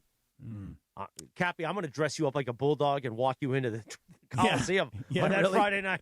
I'm going to dress up like Tommy Trojan. I'm going to dress you up like a bulldog. Yeah, we're going to have a lot of time to talk about USC here coming up pretty soon. So and you know I'm very bullish on USC this year. I've said that for a while now. So I will just tell you this: where there's a will, there's a way. Let's make it happen. Don't have to wait till 2030. Give me a freaking break. Find a way to make this happen. And but and no, listen, I like USC's stance on this. Notre Dame should not be just allowed to schedule them when they want on their terms. USC is just as important to this rivalry as Notre Dame is. Everybody caves to Notre Dame. Well, Stop caving to Notre Dame. I actually applaud Jen Cohen and USC in this scenario. I'll that say they this. need to do it on their terms. Both teams. It's super simple. You play 2 games there. You play 2 games here. Everybody wants to see this game. No one wants to see this rivalry come to an end. Just find a way, because USC and Notre Dame is what college football is all about. There are certain rivalry games that college football should never live without. USC and Notre Dame is one of them. But that being said, I agree to an extent. What's the you need extent to part? put those golden domers in their place. Listen, Nobody get everything. Everything. Everyone caves to them. No, don't cave to them. I wish Jorge was here to write this down. UCLA is going to make the playoff before USC. Oh, come on. I love Bob Chesney, but come on. Get it, Berg. Listen, I am nobody is a bigger Bob Chesney fan than me, okay? Nobody? Not you even didn't his even dad? know who he was, Bergman, until I didn't. told you, okay? Well, he's so I thought legit James good, okay? But he's You not weren't making the watching James playoff Madison, before Berg? USC. No, I wasn't. I was not watching. Yeah, James you should be embarrassed. You should be ashamed of yourself. It's going to happen. It's going to He's happen, legit George. good. UCLA will be In will the be playoff. good. Yeah. They will be good. They are not making the playoff before. There I is don't, an I don't think they'll energy. do it this year, but they'll make it before USC. Well, I does. think USC's making the playoff this year. Oh, I don't think so. That schedule's way too hard. Okay, well, we'll see. USC, Oregon, you still have to go to UCLA. You're in Wisconsin and Penn State. That's a tough schedule. This is the best. Indiana. This is going to be the best USC team that Lincoln Riley has on paper. On paper. 8-5. From top to bottom. All yes. right. Not just the quarterback situation, because Caleb was awesome, obviously, but from top to bottom. Anyway, real quick. I know we've had this conversation before, and we're probably going to have it again. And we were talking about Austin Reeves. Uh-oh. Okay? But I think more and more what I've been saying for years, okay, of like, I'm not comfortable, and I hate doing this. I hate being the guy that takes money out of somebody's wallet. But it's like, I'm looking at this through the Lakers lens, okay? I'm just not comfortable giving him the max. Oh, please. I'm not max? comfortable giving him the max. Oh, listen, George, look. I love Austin Reeves. You guys know that I love Austin Reeves. Why do I love him? I love a guy who's undrafted. I love a guy that becomes a star when nobody thinks he's going to become a star. I love that LeBron took him under his wing and really brought him up through the game. And Austin Reeves is a great offensive player during the regular season. You said it earlier. Some guys are built for 82. Some guys are built for 16. Actually, Greg said it. Well, actually, Greg said that Barkley said it. So let's Draymond. Draymond. Oh, it was Draymond. Excuse me. Yeah. But then I said it. You did say it after Draymond said it. Which, by the way, did anybody see Draymond last night in this Kevin Hart? Wait, Netflix? can we go back to the Can we just go back to the AR thing and answer forget about Sedano's that, question? dude. Don't stay focused. All right, I got to focus. Listen to me. Focus. Good God, man. ADD. Austin Reeves is a great offensive regular season player. Austin Reeves is not built for the postseason in that he cannot play defense. Look, can he take an occasional charge? Will he sacrifice his body? Yes, he will. Do we appreciate that? Of course we do. Austin Reeves is a great offensive player in the regular season. He has bailed the Lakers out of many games. When LeBron may not have been available or Luka wasn't available, Austin Reeves stepped up his game and scored and can score a lot of points. And people respect that about him, that he's a really good offensive player. He can't play defense, and he's not built for the postseason. And that is not me trying to rip the guy. That is me just telling you that's what the career tells you at this point. So when you talk about the max, throw the max out the window. Austin Reeves should eventually be paid by the Lakers as if he's the number 3 or 4 option. If he's the number 2 option, as much as I love the kid, as much as I find him to be a great story, if he's your number 2, you ain't going anywhere. That hurts to say. That's the truth. That's why I think it's always been that this postseason is the most, or off season is the most important off season for Luka Doncic because you have space. I think you have $60 million in cap room. You have a bunch of contracts that are all going to go away, and you have this who you're actually going to spend money on. So if you're going to give money to AR, it has to be the right amount. If you're going to give money to Rui, it has to be the right amount. But also be careful that in the fact of you can't bring back all of these guys. You can't come back with the same team that you had this year. Otherwise, you're going to be sitting in the same space. So being able to control your cap space and get guys from somewhere else, 3-and-D guys and bigs. Berg, let me tell you something. A lot of times when we watch this team every day and you become familiar with a guy's story, we're talking about Reeves in this instance, you become emotionally attached to these guys. You understand what I'm saying? Yeah, no, for sure. You love the player. You love the story. You love the performance. Can't. You become emotionally attached to the player. If you could detach yourself from your emotions and you only looked at these players like what they are in their world, which is their assets, that's what they are. Austin Reeves is an asset. You either want him to be on this team or you don't want him to be on this team, but you have to look at it as an asset, not with your emotion. I'm taking my emotion out of it for the first time. Austin Reeves can leave. And I know that sucks. As much as it hurts to say, I love the guy. But Austin Reeves cannot be a max paid player and cannot be your number 2 guy on your team because you get no defense out of the guy. You'll accept no defense from Luka. You cannot accept this lack of ability to play defense from Austin Reeves because it doesn't translate into the postseason. Let's dive into the roster construction because this is a fait accompli at this point. Like they are going to lose this series, okay? And let's start having and we're going to have them more, but let's at least start the conversation of what this offseason looks like, and it begins with Reeves in a lot of ways and LeBron. So let's start to have that conversation for a brief moment on the other side. We'll do that in 3 minutes right here on LA's only local sports morning show, the Sedano and Kap Morning Show. Cappy, let's talk about our friends. Maybe the Lakers can find something in that emergency medical kit you got from the wellness company. Yeah, if I open up this medical emergency kit, there are a lot of prescription medications in here. Things that you would need for, things that happen in your life. There's amoxicillin and there's Z-Paks. And so there's medications in here that you will need at some point. Goodness gracious, thank good. I must tell you, I haven't needed anything, but I'm prepared and ready to go should I need anything. Now, look, what happens if you have a really terribly sore throat? What happens if your ears hurt really, really bad? What happens if you're super nauseous or if it stings while you pee? You're like, well, what do I do? Well, you've got the medical emergency kit right here. You've got all these medications, but then how do you decide what to take? Nobody's expecting you to just randomly start taking pills. You go into the guidebook. And when you go into the guidebook, you know what your symptoms are, and then you find the symptoms, and then they tell you what medication matches those symptoms. Oh, by the way, let's say you don't feel comfortable. You're like, I don't know, it's my ears, but I don't know if this is the right medication based on what it says. Guess what? There is a doctor standing by for a telemedicine call whenever you need that. So here's the beauty of this particular genius product, the medical emergency kit. You have it in your home. The package is great, so you can take it with you. I take it everywhere with me because if I get sick along the way, what am I going to do? Not have it?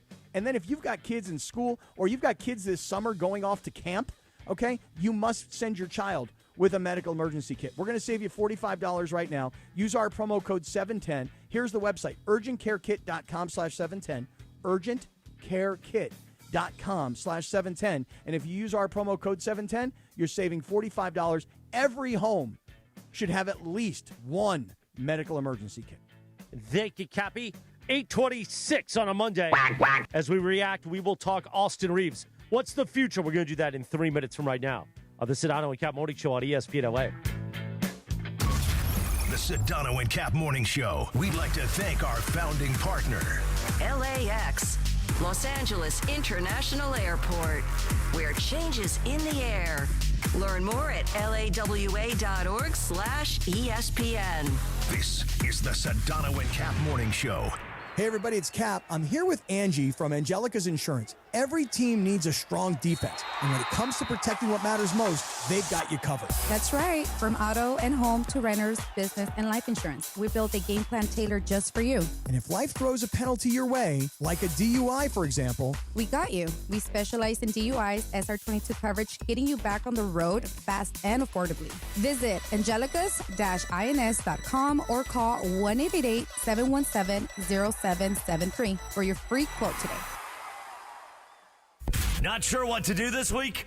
The answer is always Cosm. Here's your Cosm calendar for the week of May 11th. It's must win and must watch in the Cosm Dome for Game 4 with the Lakers at OKC Monday night. Tuesday night, the Ducks are back in Vegas for Game 5 versus the Golden Knights in exciting NHL action. In fact, go to Cosm.com right now for a list of all NBA and NHL playoff action.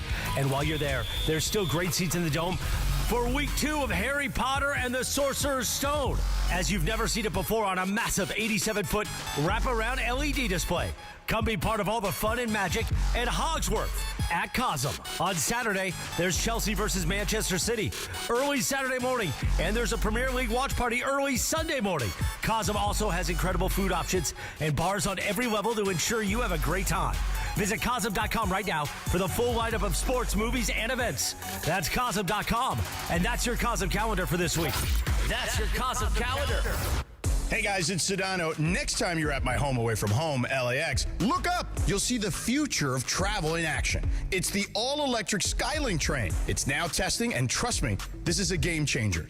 What does it take to build a champion? It takes round-the-clock preparation. And soon, Skylink will connect you to the airport terminals, the new rental car center, and LA Metro. From practice to prime time, the LAX Skylink. Fast, free, and built for LA. In testing now to help you skip the traffic later. It's too wet. What happened? I don't know, Dr. Clapper, although Dr. Clapper had a great show Saturday morning. Children's Hospital Los Angeles' biggest event of the year is back, Jack. Walk and Play LA brings the community together for a fun-filled day supporting kids who need life-saving care. Enjoy a scenic 3K walk, plus music, games, and activities for all ages. Join us Saturday, June 6th at the Santa Monica Pier. I'm going to be out there, pressing the flesh with you and walking that 3K. Sign up now at ESPNLA.com. We're also going to try to get Momo out there, depending on what's going on with the NBA Finals. Join Team ESPNLA and use code PLAY, P-L-A-Y, to save $10. Visit ESPNLA.com to learn more. Join us Saturday, June 6th at the Santa Monica Pier to help the kids out, sucker. We are Evan back. Cohen here. PayPal is now the official peer-to-peer payment sponsor of the NFL, which means all the money moments that fandom creates, whether splitting tailgate costs or chipping in on tickets and game day food between friends, are covered. Wherever the game is played or watched, PayPal moves with fans. You can send money through text, email, or directly to your friends with eligible accounts on Venmo. Just download the PayPal app and share all the moments that matter. Account with PayPal is required. Not available in all regions where PayPal operates. In sports, the tape never tells the whole story. Hiring is no different. AI can make candidates look like an MVP on paper, so knowing the person and the skills behind the resume matters. That's where Robert Half changes the game. Our recruiters combine their expertise with award-winning AI to evaluate skills and fit quickly. Learn how we can find you specialized talent in finance, accounting, technology, and more. At Robert Half, we know talent. Visit roberthalf.com/talent today. Hi, this is Avner Gat, founding partner of the Sedano Kap Morning Show. Avner Gat Inc. is your trusted Los Angeles public adjuster. Call me directly at 818-917-5256 for help navigating the complexity of your insurance claim. Now back to the Sedano and Kap Morning Show. Good morning, guys. Good morning, Abner. 8:31 on a Monday. We play a little George Harrison, What Is Life? From the movie Goodfellas, because in the movie, May 11th, 1980, 46 years ago, Cappy, this is the helicopter scene. Oh, yeah. Where Henry Hill, you want to see helicopters? Yeah. I'm not leaving without my hat. I'm not going to leave without my... Well, can you go back with your hat? I'm not flying without my hat. Listen, Sedano and I, we've always told people, when you hear it, you don't hear it. We just come up behind you and bam! Then you're gone. You won't know it's coming. Nah. You've done a good job of not letting people know, and then all of a sudden, you sneak up right behind him. And, yeah, exactly. By the way, shout out to P1 listener Nick Savage. I saw him yesterday and got to meet him at the Huntington Library. I was there with Mom, the whole family, the whole Mishbuka. And then out of nowhere, hey, Morales, gutless bum. Nick Savage out there with his family. He's a big fan of the Sedano and Cat Morning Show. And, of course, that brought up Sedano, and my mother was like, where's my text from Sedano? Mm-hmm. Doesn't he know what I'm going to do to him the next time I see him at the Mandy's? I'm going to put his little face in my bosom. That's what Mom said. Angela's all over Sedano. Wow. Did you send that George? picture of me and Trudell? I did not. Because I think Mucho's getting a little upset. He's like, bits are good, but sometimes it goes too far. Mucho, I got love for you. I got respect for you. Hey, listen, he'll watch. It's okay. Meanwhile, that might be what and I, by the way, wearing the exact same color, a slightly different shade, but almost the exact same color suit. Little light colored suit for a day game in L.A. Yeah, and did not plan it. When I saw him, I was like, "Oh, bro." But he don't fill out those trousers like you do. I mean, he fills out the trousers nice. He was a soccer player. He does, yeah. But I think Sedano's got more Cuban heat than he does. He's got Minnesota heat. Yeah. You need it in Minnesota. At one point, the game's like over. The game is so over. And Sedano and Trudell are sitting there at the FaceTime Cappy. And they FaceTime me. And I'm like, this is freaking hilarious. It's like the two of them are like, okay, game's over. All right, what else? Next, FaceTime. Billy what Mack are you doing? was sitting next to us. You know who took that picture? Billy Mack took that picture. Oh, yeah? Me and Trudell. Nice. You guys look sharp. Look very, very sharp. Yeah. It was a tough deal. It was a tough deal. Honestly, like I was hoping I was wrong at halftime, but I'm telling you, at halftime they came up to me and were like, "What do you think?" I'm like, "Not enough." Mm-hmm. And let me pose to you a thought though on how the Lakers could extend this series. Because do you assume that this is over tonight? Yes. Okay, and Chris, we know you said it's a final before it's even a final. Right? It is a final. Okay, Bergie, you think that the Lakers could win tonight's game, or you think this thing's over tonight? That's a wrap. That's it. It's over. But wait a second. There's one person here, Lindsay, who still has hope. And by the way, I just feel like they have to win one of these home games. Mm-hmm. Do they have to? Yes, they do. I think they do. They have to, Greg. I mean, they lost at home by more than they lost on the road. Yeah. Well, you know what? Maybe they need to get some of these phony baloney fans out of there and get the real ones in, because it was quiet again. And, they showed all the famous people. Quiet. Now they got going later in the game, but it was quiet to start. It was almost like they were like, "Oh my God," like they were nervous. Right, right. It felt like in there. That's definitely what it seemed like. Yeah. Mm-hmm. So, Linz, you still are holding out hope, and for that, I give you a ton of credit. I really do, because I don't even think it's really because you believe in the Lakers. It's because you believe in LeBron. Yes, that's correct. Okay. So you think LeBron tonight is going to will the Lakers to at least one win, right? Yes, I do. Now, let me ask you guys this question. It would be cool. I mean, I'd have to get on a plane to OKC for Game 5, but it would be cool. Good for business, right? It is good for business. That'd be great for business. You know what would be great for business is if the Lakers were to win tonight and everybody's like, "Oh, okay, fine, who cares? What does it matter? They're going to get smoked in the next game." And then all of a sudden they win the next game, and you're like, whoa, hold on a second here, everybody. Now, that would be really great. It would be cool. Don't think it's going to happen, but it could. Well, I just feel like at this point, I know that LeBron has been swept somewhat recently in 2023, but I just feel like with all this talk, with him being 40, he's obviously wants to prove a point, and I just think that maybe he's going to just show out and go crazy, and maybe everyone else will finally follow suit. What do you think LeBron does? 40 points tonight? You think LeBron is like, I'm hey, you know 35 what? 35 plus. Okay. Oh, okay. okay. Is it a triple-double? Yes. He's come close a couple times. 2 games ago, I think he was like, he had 6 assists and 8 rebounds, or maybe it was reversed, but he's come kind of close. Well, George, let me throw a theory. How many by stocks? One more. How many stocks? Going to do Thero at me? No, not a Thero. I'm going to throw a theory. I think they need to deploy Bronny. Deploy Bronny. Yeah, make LeBron happy. Seriously, hey, LeBron. He did say that he was a motivation for him. Yeah, listen, LeBron, this could be, I think, I'm guessing everybody here thinks that LeBron is coming back to the Lakers next year? Well, yes, but I have my own personal theory on it. Okay. Well, let me just say this. Tonight could be, and we should all just stop for a second and realize this, tonight could be LeBron's last game ever in a Laker uniform. Yes. If they lose. Here's what I'll tell you. Go ahead. Get your theory out there, here's whatever my you're theory. going to do, and Here's my I'll theory. tell you what I believe in that regard. If I'm Oklahoma City, tell me this, George. Does Oklahoma City feel threatened right now by the Lakers in any way? I don't believe so. I mean, outwardly they will say they are, and Alex Caruso has been very reverential, particularly towards LeBron.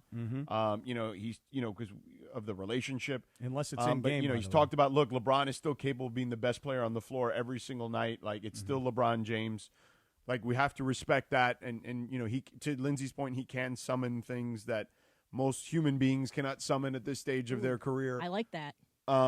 So I do think there is always they know the assignment. Like I don't think that they're I do think they know they can win this, any given game in this series, but I do think they know the assignment, and they know that LeBron will not go away quietly per se. I think that Oklahoma City feels absolutely zero threat. Even in the last 2 games when the Lakers have the lead at halftime, I don't think there's 1 ounce of the panic. There's not 1 ounce of doubt. Oklahoma City knows, everybody just stay attuned. No, we're fine. And we're going to blow them out at some point, and here comes the avalanche, and we're going to start rolling downhill.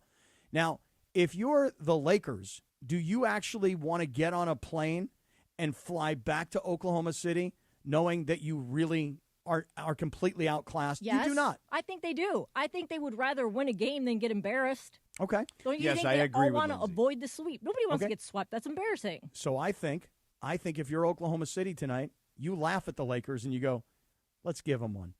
Let's actually force the old man. No, I don't think anyone's giving anyone anything. Yeah, I don't think Let's just force the old man They're just to not get gonna back show up on on the a floor. plane. And you know what we'll do? You know what we're going to do to him? Instead of beating him down in his own home court tonight, instead of humiliating him on his home floor, let's give him one.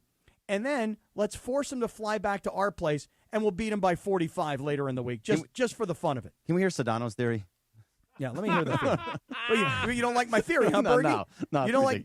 Let me tell you something.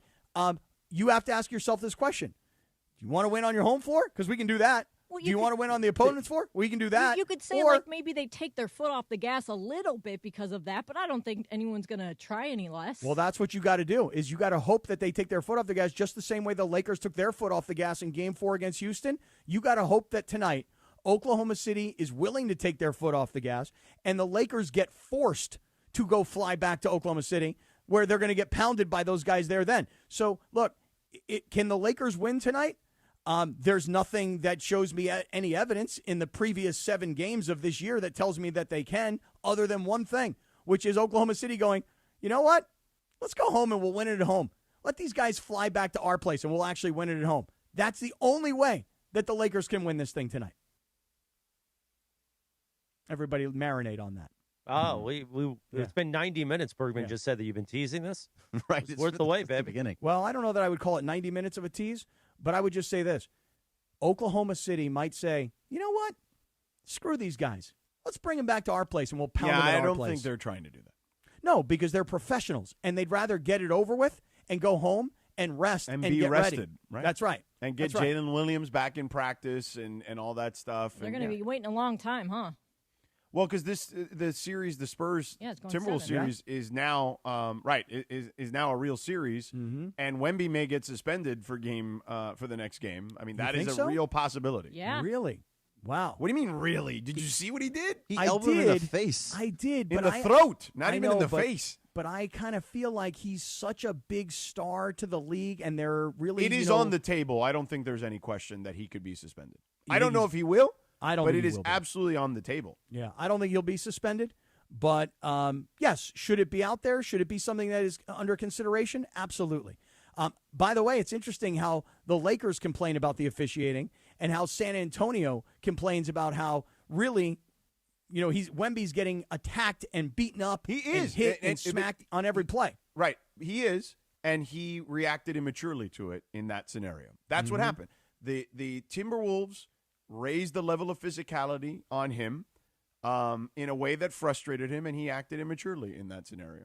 Yep. He's still But- only 22 years old. Wait, so, I mean, George, how many games did Meta World Peace get suspended for doing the exact same thing in a playoff game? I don't remember. It was more than one game, wasn't it? I don't remember. He also, there's a difference. There's a body of work Oh, there. Kasim, he said he Googled it. It was 7 games. Yeah, 7 games. Right, but there's also a one- body of work there. Fast It's a little Googling, different. Kasim. This But is a still, first-time offense. You could still say one game would make sense. Oh, By no, the that's way, why I'm saying one game is on the table. I don't think there's any question one game is on the table. I By don't the way, believe they're the really NBA will good even suspend without Wemby. Okay, let's not. I let's thought not they were get going to it win the twisted. game without him. They almost won the game. Yeah, without they him. had the lead. Listen, give it up to Minnesota. They made a great comeback. San Antonio's really good without him. Don't get it twisted, homeboy. But I do think I do think the league is absolutely considering suspending him. Like I would be surprised if they didn't at least consider it. Yeah, I would be surprised if they actually did suspend him, though. He's just such a big star. He's such a big draw. Hey, Right, but that's Draymond not how got this suspended. works. Yeah. You know what I mean? Like, You If say that, anything, but they I, Draymond Green got Yes. Draymond Green was as important as any player on the Golden State Warriors, okay, in 2016. He was their best defensive player. He was their engine to, even though he wasn't the best player, and they suspended him for kicking LeBron in the junk. Yeah, but that was in the Couillon. that was kicking LeBron. Yeah. Yeah, but this is This guy, just this as is bad. actually more dangerous Yeah. than what Wemby did than what Draymond did. It's body of work, too, like you were saying with Meta World Peace. No, Still body understood. of work. Draymond had a body of work, but my point is, like, if they suspended Draymond Green in the finals, not in the second round, okay? In the finals. By the way, can I play really quick the clip of when the refs were reviewing it? Because I think that the San Antonio broadcasters really had me cracking up. So I'm going to play that real quick. This is the radio broadcast? Yes. After review, there is wind-up, impact, and follow-through above the neck of an opponent. It is unnecessary and excessive the contact by Wembanyama. It meets all the criteria and has been upgraded to a flagrant foul penalty 2. Wembanyama's been ejected. Wow. Wow. Meets all the criteria for a flagrant penalty, too. Wow. And Victor Wembanyama has been ejected from this game. That I'm not going to be in agreement with on Zach Zarba and the crew here. Like, what? Really? Who disagreed with that call? Well, I mean, you work for the home radio station Still, and I the think home even team. like You John disagree. and Michael would have been like, yeah, you can't do that, man. Can't be doing that. No, but this is the guy's first year doing the games. Wow. Yeah, no Bill Schoening. Who's the guy now? Dan something or other. He was their pregame guy on TV. Oh, okay. Wow. I don't know his name. I don't mean to like dismissively say something or other. I just don't know his last name. All right. But it's his first year, man. You know what I mean? It is what it is. Wow. But I let me get to my theory on LeBron's future with the Lakers and how I believe this game and this series could affect that if it were me, is what I would say. We'll do that in 2.5 minutes. But first, let's talk about our friends at Prize Picks, fellas. Yeah, listen, if you want sports action in the state of California, Prize Picks is the place to be. Download that Prize Picks app. Use the promo code CAPPY, K-A-P-P-Y. Your first $5 lineup gets you a $50 lineup bonus. It's very simple to play Prize Picks. It's more. It's less. More or less, okay? There's a stat projection for every player imaginable in every sport imaginable. You bundle a couple together, and you can even cross sports, okay? You can win cold, hard cash. I thought I was going to have a big win yesterday. I had Karl Anthony Towns for more than 5.5 assists, and it was a demon play. Oh, he had 10. Yeah. And then I had Wemby for more than 13.5 rebounds, also a demon play. So my $20 two-pick power play was going to pay me $80. But you know what happened? Yeah. Wemby, Got the tossed. elbow to the neck. But you know what's interesting is on Prize Picks, rather than them penalize me, you know what they did? They refunded me. So it wasn't a loss. It was a refund, as if he got injured. Yeah, it's pretty good. Hey, download the Prize Picks app today and use the code CAPPY, K-A-P-P-Y, to get $50 in lineups after you play your first $5 lineup. And keep in mind, right now, it's the Do It Live 2026 NBA Finals Sweepstakes. You pick 2 live squares during the NBA playoffs, and you can win a trip for 2 to the NBA Finals. All you have to do is make that first $5 lineup on at least one live NBA player pick during any part of the playoffs. And just keep in mind, a live player pick is a pick that is made after tip-off. So make that pick. Download that app, use the code CAPPY, K-A-P-P-Y, and make that first $5 lineup to get $50 in lineups thereafter. Prize Picks, a preferred partner of the NBA. Make it 8:46 on a Monday. The Sedano and Kap Morning Show. We're back in 2.5 minutes. 9 o'clock. We will go to the YouTube hour and on the app while the Rich Eisen Show continues terrestrially. And at 9:15, the great Dave McMiniman will join us right here on LA's only local sports morning show, the Sedano and Kap Morning Show on ESPN LA. The Sedano and Kap Morning Show. It's Bethel Duran, and you know how much I love my Toyota. And right now, the deals are sizzling at Northridge and Wondries Toyota. Get a brand new 2026 Camry for just $389 a month for 36 months, $4,999 due-it signing or finance for just 4.99% APR for 60 months. What about a brand new Tacoma? I'm thinking of doing this. You can lease for just $279 a month for 36 months, $4,999 due-it signing, or you can finance for just 2.99% APR for 48 months. In the 818, go see NorthridgeToyota.com. In the 626, WondriesToyota.com. Memorial Day weekend checklist. Sunscreen, check. Snacks, check. Road trip playlist, check. Now, when's the last time you checked your oil? Before you hit the road, head to Valvoline Instant Oil Change for a fast 15-minute stay-in-your-car oil change, and no appointment is ever needed. Plus, they'll check your fluids, battery, wipers, and more, so you can worry less about your car and focus more on the weekend ahead. Visit SoCalOilChange.com for a special offer and your nearest location. Valvoline Instant Oil Change. Quick, easy, and road trip approved. Call Jacob. All right, Cappy, listen, here's the deal. When you get into some sort of an accident, the insurance company is going to probably be the first person that calls you, and they're going to try to rush you to a settlement. They want to record you when you're talking. You got to be very careful when you're talking to these insurance companies. They also will probably downplay your pain. Hey, bro, my back is killing me. It's no big deal. It's going to go away in a couple of days. Do not let them do that. You call Jacob and Ronnie. Accident or injury, call Jacob and Ronnie. Call Jacob, 1-800-345-6789. Call Jacob. Evan Cohen here. In life, as in sports, the pros make it look easy. That's why pro golfers like Jason Day, Ben Griffin, and Patton Kazire trust the pros in lawn care. True Green. They have the experience and expertise to give you a lawn worthy of the PGA Tour. And since True Green does the work for you, you get more free time, or more tee times. So stop stressing over your lawn and start loving it. Sign up now at TrueGreen.com because nobody makes it easier to get a golf course quality lawn than True Green, the official lawn care treatment provider of the PGA Tour. Evan Cohen here. Game day brings the excitement. Your stay should feel just as memorable. With Marriott Bonvoy, official hotel partner of the NCAA and U.S. Soccer, you're connected to a portfolio of brands designed for how you travel. Some offer complimentary breakfast, others give you room to spread out, space to stay productive, or extended stay comforts. So whether you're a traveling fan or part of the team, Marriott Bonvoy celebrates the moments that live on before and after the game. Marriott Bonvoy, where game day checks in. It's time for the Wild Fork Foods Yacht Rock Song of the Morning. It's time for the Wild Fork Foods Yacht Rock Song of the Morning on the Sedano Kap Morning Show. Wild Fork, your neighborhood meat and seafood market. Now, he's put on his captain's hat. I am the captain. This is the captain's table. The captain sits at the captain's table. Captain Condiment has the Yacht Rock all queued up. Now. 8:50. The Sedano Kap Morning Show. The Lakers needed tonight a little Olivia Newton-John, Cappy. Oh, yeah. Magic. Number one hit from 1980. Also the soundtrack song from the movie Xanadu. Remember that? Xanadu. Oh, Xanadu. Whatever. I never saw it. So. Yeah, Xanadu. I don't remember what the movie was, but I just remember the word. I'm going to call you Xanadu tomorrow night at the Dodgers game. Okay. I don't know what that means exactly, but I'll take it. Smack you on the face with the Dodger dog. Yeah, and you said you're going to pour ketchup in my face, huh? I'm going to squirt it. I'm going to squirt, I think, mustard in that beard of yours. The Rich Eisen Show begins at the top of the hour. We will continue on YouTube and the app. Dave McMiniman will join us at 9:15. Time for the Morning Wood. Thanks to Hernandez Wholesale Flooring. If you're in the market for new flooring, shop at Hernandez Wholesale Flooring, where every day is a deal, no gimmicks. Call 866-62-FLOOR or go to HernandezWholesaleFlooring.net. No sale beats wholesale, Shana. Yes, sir. So here's the thing, Cappy. Tell me. We've talked a lot about Austin Reeves. We've talked about LeBron, too. But I would say this.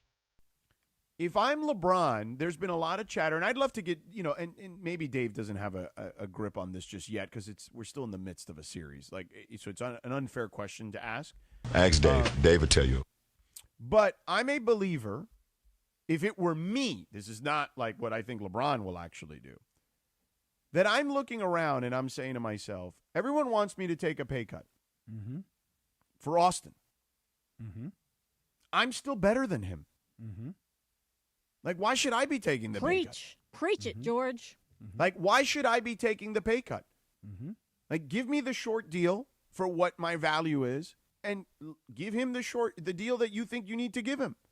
Like, those two things should not be tied together. This is how I would feel if I were him, okay? This is not how I believe he actually feels. And if I were LeBron's team, I would also be positioning it that way, too. Oh, my God. I don't know.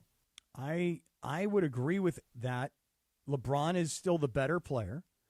LeBron is still the bigger draw.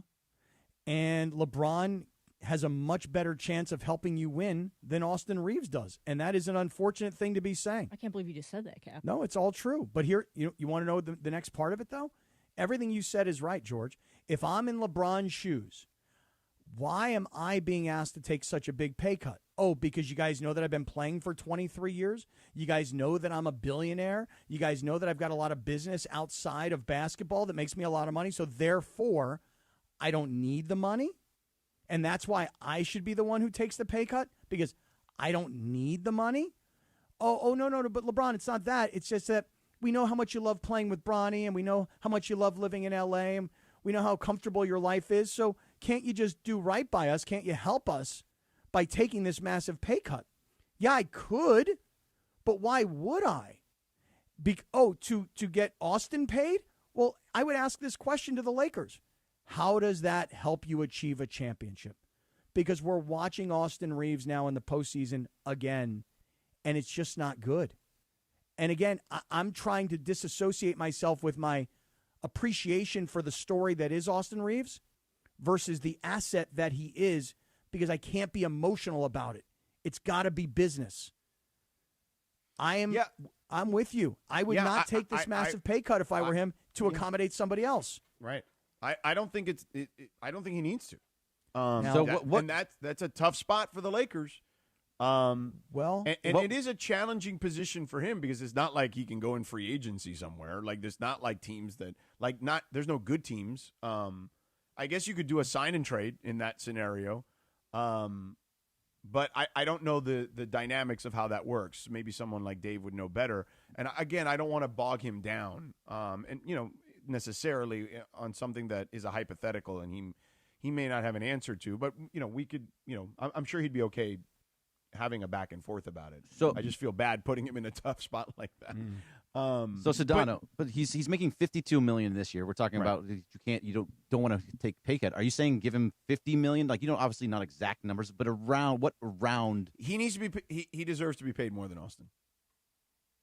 That's a good way to put it. Right. So if Austin's whatever number Austin is, you got to pay him more. And then you basically have no cap left at that point. Okay. Well, this is or you just let him walk for nothing. How about let both walk? No.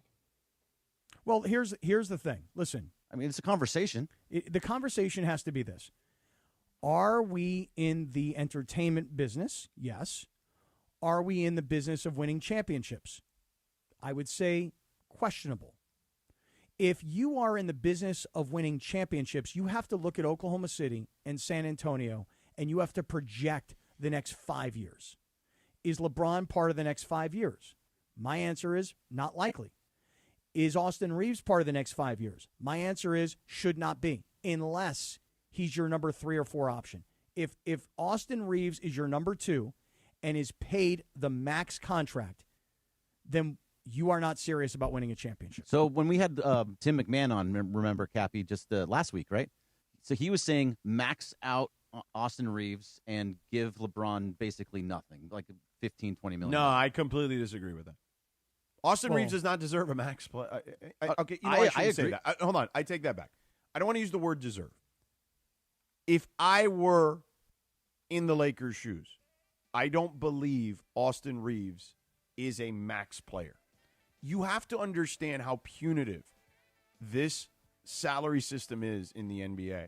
You cannot make those kinds of mistakes potentially by giving – because I agree. You're only as good as your weakest link on defense in the NBA playoffs. This is proven to be true, my theory on that. Now you're going to have 2 guys in the backcourt who can't defend? Yeah, I don't think that makes sense. We'll continue. Dave McMahon will join us at 9:15 in the YouTube hour and on the app as we get you ready for Lakers Thunder tonight. Producer Lindsay Baseball says, no way! Lakers aren't going away. Well, most of us are thinking in reality and go, it's a final, sucker. We continue along on a Monday on your home of the Lakers and LA's only local sports morning show, the Sedano and Kap Morning Show on ESPN LA.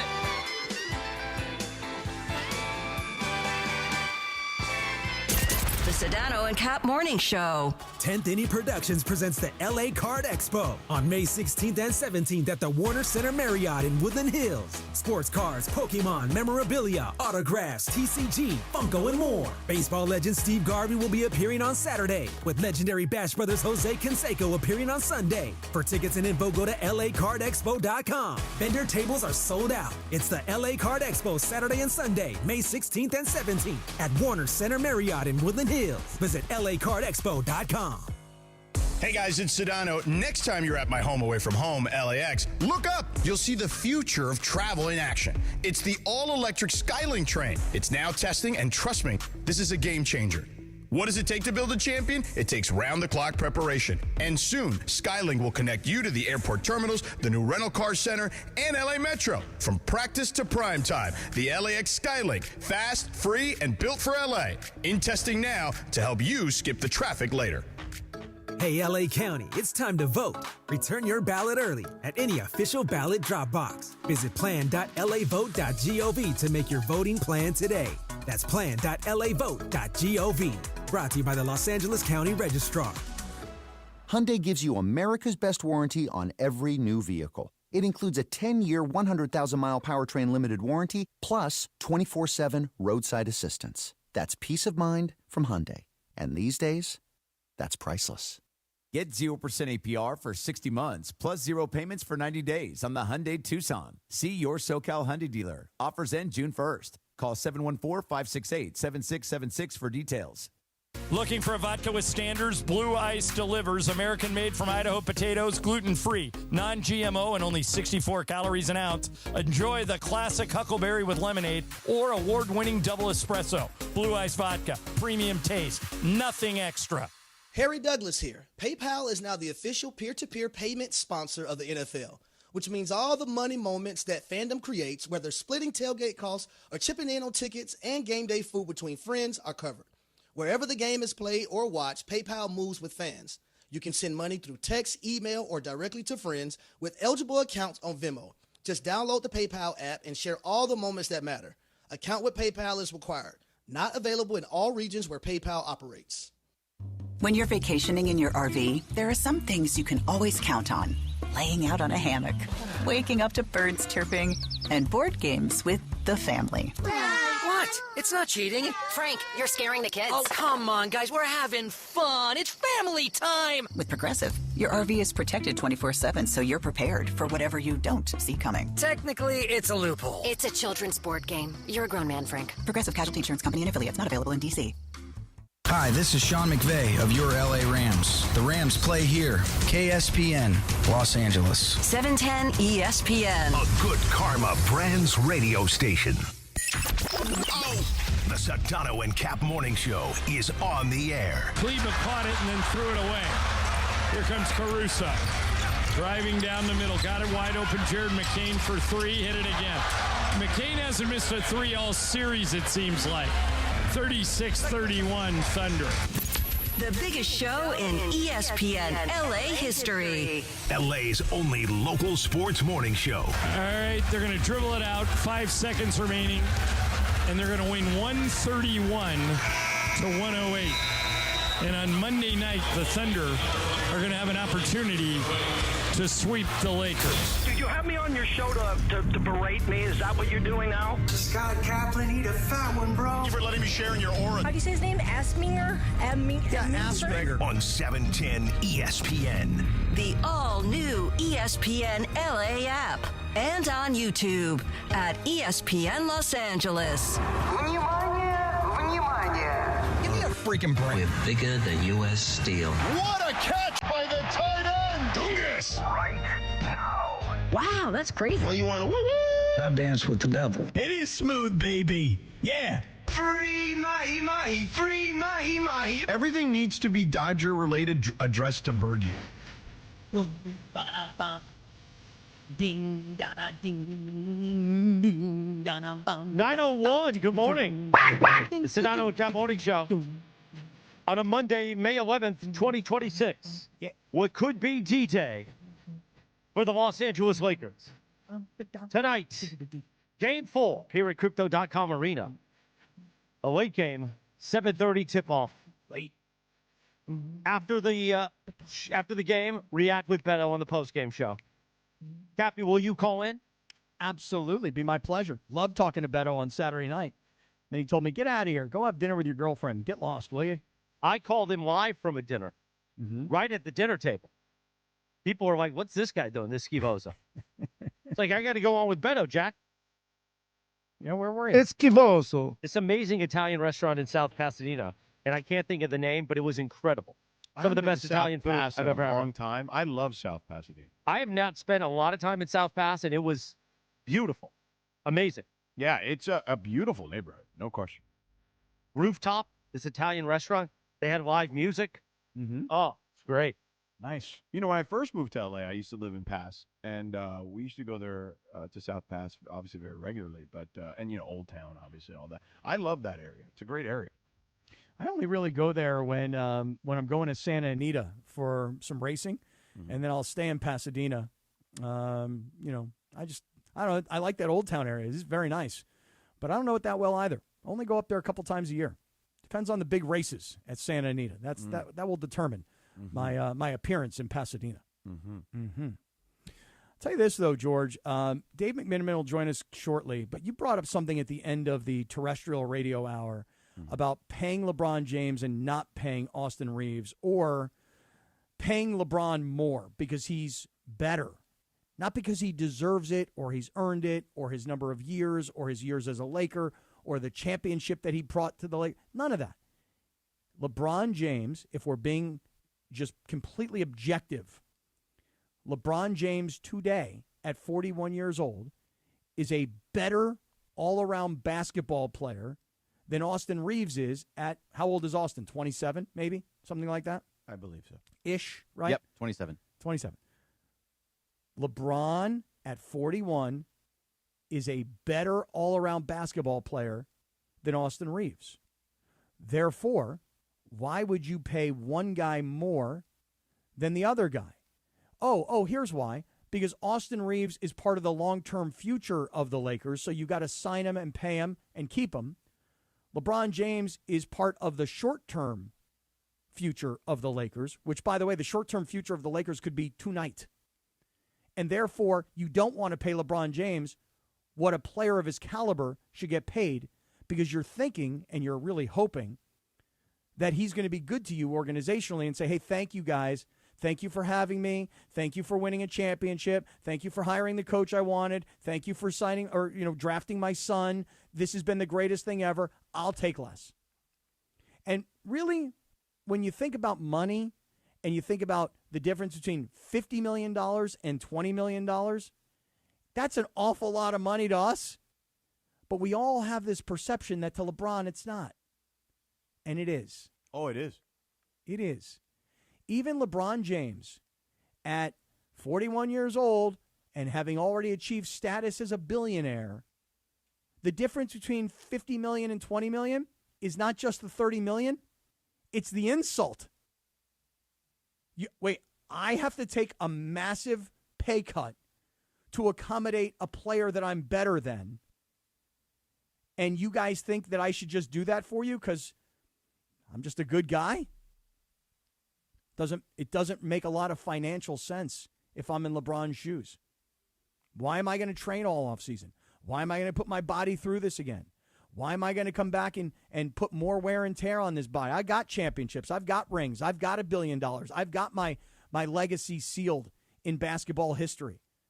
I got to come back and play for 2.5 times less than what I'm currently making? It just doesn't make a lot of sense. No, and again, the reality is this. The Lakers are in a tough spot again, right? Because we have gone through the wave of LeBron this season, right? He started off the season hurt. He missed the first 14 games. It took him a minute to kind of get back into this thing. You know what I mean? I think that there were times where he's gone. He's not going to be here. And then we started to be like, well, wait a second. Maybe he will be here. To now where it's like, it kind of feels like they kind of need him to be here, right? And you're in this situation now with Austin where he's been hurt multiple times this season. And in the postseason, if you're really looking at and even put this season aside, you can make the case that a third of his games have been subpar in the postseason. And is that worth it? I don't know. His regular season is good, but it's not like, oh my God, he's a perennial all-star good. You know what I'm saying? So I just think the Lakers are in a really tough spot. They've cultivated Austin Reeves. And it felt like they were trying to get out of the LeBron James business. But I think that they may be in a situation where they may need to stay in the LeBron James business to some extent. Well, again, I think that if you're the Lakers and you start to think about the future, you all of a sudden you say, Luka Doncic is our future. Do we still agree with that? Yeah, I agree. And here's what I would say. If I'm LeBron, and this is just me, this is not anything that I'm saying LeBron would do. If it were me, and they're like, we're going to give Austin the max, and we need you to play for $30 whatever million, let's just call it. right? Which is, 40-something% less than whatever he's making now. I'd be like, no, pay me what I'm worth, sign and trade me somewhere else. That's what I would do. And that way you can get pieces back too that you think fit. That's what I would do. Now, I don't believe that would be the first option for him. I don't believe that's what he would actually do. I don't know what he would actually do. But if it were me, I would be like, no, if this is what you're going to do, that's cool. I know I can't win in this situation. Let's figure out a scenario for me to dictate where I go next. And let's figure out a situation where you guys can then recoup assets for me at the value I think I have earned at this point. Let's think about it differently. Let's not think about it from LeBron's perspective. Let's think about it from the Lakers' perspective. You're the Lakers. You look at Oklahoma City and you go, we can't even compete with these guys. It's not like it's 109, 108 and we're this close. It's not 120 to 112 and you're like, you know what? If we had a big man that could compete with Chet and with Hartenstein, if we had one big guy that could actually compete with them, because right now we got 3 big guys and not one of them can compete with those 2 guys. Not one of the Lakers centers can compete with the 2 centers. Correct. That Oklahoma City has. And by the way, if they can't compete with the Oklahoma City centers, then guess who else they can't compete with? They can't compete with Wemby. So I understand that finding somebody who's 7'3", 7'4", who can move and can shoot and can dribble and can stay healthy. I realize that's not, you don't pick these guys off trees in the backyard. They're hard to find. But you have to be able to find people that can at least compete. I mean, when I watch this Minnesota-San Antonio series, I'll ask you, does Rudy Gobert compete against Wembanyama? Yes. Yeah, he competes with him. He's a few inches shorter, but Rudy Gobert is a former defensive player of the year. Rudy Gobert's a legit 4-time defensive player of the year. Right. Let's give him his credit. He's a really great player. He can compete with Wembanyama. Can DeAndre Ayton compete with Wembanyama? No. Can Jackson Hayes? No. Can Maxi Kleba? No. Okay, of course not. So if I'm the Lakers, I'm really looking at Oklahoma City and I'm looking at San Antonio and I'm thinking to myself, what business are we in? If we're in the business of entertainment, then signing LeBron for whatever amount of money it takes is a no-brainer. Sign LeBron. He's the most interesting person in the league. He's the most charismatic guy. Even going into next year, he'll be 42. We'll still be talking about his age, and we'll all still be enamored with it and going, wow, how's he doing it? But if you're in the entertainment business, signing LeBron, no-brainer. If you're in the winning championships into the future business, I got news for you. Signing LeBron and signing Austin Reeves, neither is a good idea. Because this is who they are. I mean, look, could you get rid of the centers, the 3 centers that the Lakers have, and get one good one? Maybe. And then you got to depend on that guy being healthy all year long. Is that gonna turn this team into a championship team? I don't think so. Yeah, but I would say this team needs a completely new roster. You could say, though, at least with LeBron, like, he really probably only has 1 or 2 more years left, so it's not like you're committing to him long term, and you still have, if you don't re-sign Reeves and give him the max deal, you still have a lot of cap space to do other things. What kind of cap space do you have, George, if you give LeBron $55 million? No, I don't think they should give him 55. I think they should give him, like, 40. But why? Why does he have to take a pay cut? Because he's 41 years old. But he's still as good as anybody. It's so funny that you're arguing with me as to why LeBron should not take a pay cut. I love it. I'm not saying. Listen, I can okay, make the the projected case. cap. Mm-hmm. Thank you. Is Projected $165 CAP. million. Okay. Mm-hmm. The Lakers currently have $105 million on the books. Okay. And that's with an Austin, but that doesn't even include cap holds and all that kind of stuff. Okay.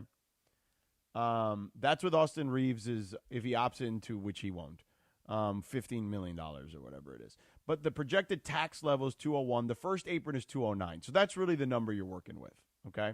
209. So let's just say LeBron's cap hold is going to be 50 some odd $50 million, which is why Windhorst has always told us, because of based on his current salary. So that's why Windhorst has always told us that the LeBron thing needs to be figured out first. because that will then determine what you can do the rest of the way and fill out the rest of the roster, okay? So it's LeBron and Austin in that order, and then the rest of the roster. So let's just say, for argument's sake, I'm doing the math. It's 160. They're almost at the cap. Then that includes Austin's cap number. Let's just call it. Let's just say, for argument's sake, they'd still have about $40-some-odd million, right, to work with. That's some money, but it's not a lot of money. I mean, you can get two really good rotation pieces. But if you want Rui coming back, then you're putting another $20-25 million in there. Where's Hachimura? Yeah, I mean, right, unless you can find an upgrade. Right, but Rui's making $18 million, so he's going to want 20 to 25, right? Correct. So then now you're looking so really at down 15. to adding one more player. Yeah. So you're going to come back. Can I ask you guys, are the Lakers really, if during this exercise that we're doing right now, do you think that the Lakers could come back next year, get a better center than DeAndre Ayton, but your team is still Luka, Austin, LeBron, Marcus Smart, and find a real center? No. Does that take them? No, from they'd where have they to are? trade for someone. Yeah. Right. See, what I'm saying is that there's a school of thought here, which is, if Luka is the future, and I think we all agree that he is, and I think the Lakers agree that he is, it's been very unfortunate that Luka got hurt the way he did, and we don't see what he could have been in this series. Now, look, would the Lakers still be down 3-0? I would think that they would be. But who knows? What if Luka would have gone off for a 50-point performance and the Lakers would have scored one of these games? That could have happened. I don't think it would have, but it could have. Could have. If you look into the future, and the future is so easy to see because there's two teams that have young superstars and have depth, and they can throw so many bodies your way, and the Lakers just don't have that. This roster needs to be completely blown up and started all over again, in my opinion. Now, next year, you might get one more year out of LeBron, and you might say, hey, look, this is the last year. He's on a one-year deal. And we all know that we got to develop for the future. But Austin Reeves, as much as I love the kid and as much as I love the story, Austin Reeves is not built for the playoffs. And Bergie, you said it last week. He's not built as in he's not physical enough or he's not tough enough, whatever it is. He just doesn't play defense. Yeah. He doesn't play defense. And look, if Shai Gilgeous-Alexander is torching him, that's one thing. But when A.J. Mitchell, a second-year player out of Santa Barbara, and Isaiah Joe and Cason Wallace and Jalen Williams and everybody else, and not even the good Jalen Williams. When these guys are torching a guy potentially looking at a max contract, you're giving somebody money because you like them, not because you believe they can win championships. Look, did the Lakers do this with Kobe at the end of his career? Yeah, they paid him to say thank you. Did the Yankees pay Derek Jeter long after their dynasty was over? Yes, they did. It was a thank you move. Do the Lakers owe Austin Reeves a thank you max contract? My answer is 1,000% absolutely not. You know who we thank on this show? The great Dave McMiniman. And Dave is on the line now on the Sedano and Kap Morning Show. Shinana. Dave, we've moved past the competitiveness of this series for obvious reasons. Or lack thereof. Yeah. So we're now in 6 quarters of competitiveness and 6 quarters of blowouts. So yeah, right. So we've you're getting thrusted into the midst of a conversation of us discussing the Lakers' future here, and just for posterity, correct us if we're wrong here. LeBron, they basically would have to address his future first because his cap hold would be the largest. I think he currently makes just under $53 million. So he'd be, north of that, probably in the $55 to $60 million cap hold range. Does that sound right? So this is where I rely on Bobby Marks. I think there's a lower number. That would be obviously like the salary part, but I think there is a lower number, and I wasn't prepared to offer. No, don't worry about it. I did say that we are putting you in a tough spot. Let's actually have the actual conversation we were having. Forget about that. My position on this, and this is obviously just the way I would feel if I were in LeBron's shoes. I don't believe I should be paid less than Austin Reeves even at this stage of my career. Now, I know there's been a lot floated about he may need to take a pay cut if he wants to stay with the Lakers, this, that, and the other. If they come to me with that, I would be like, no. Because I don't believe Austin Reeves is a max player, okay? And B, I believe LeBron James is still better than him.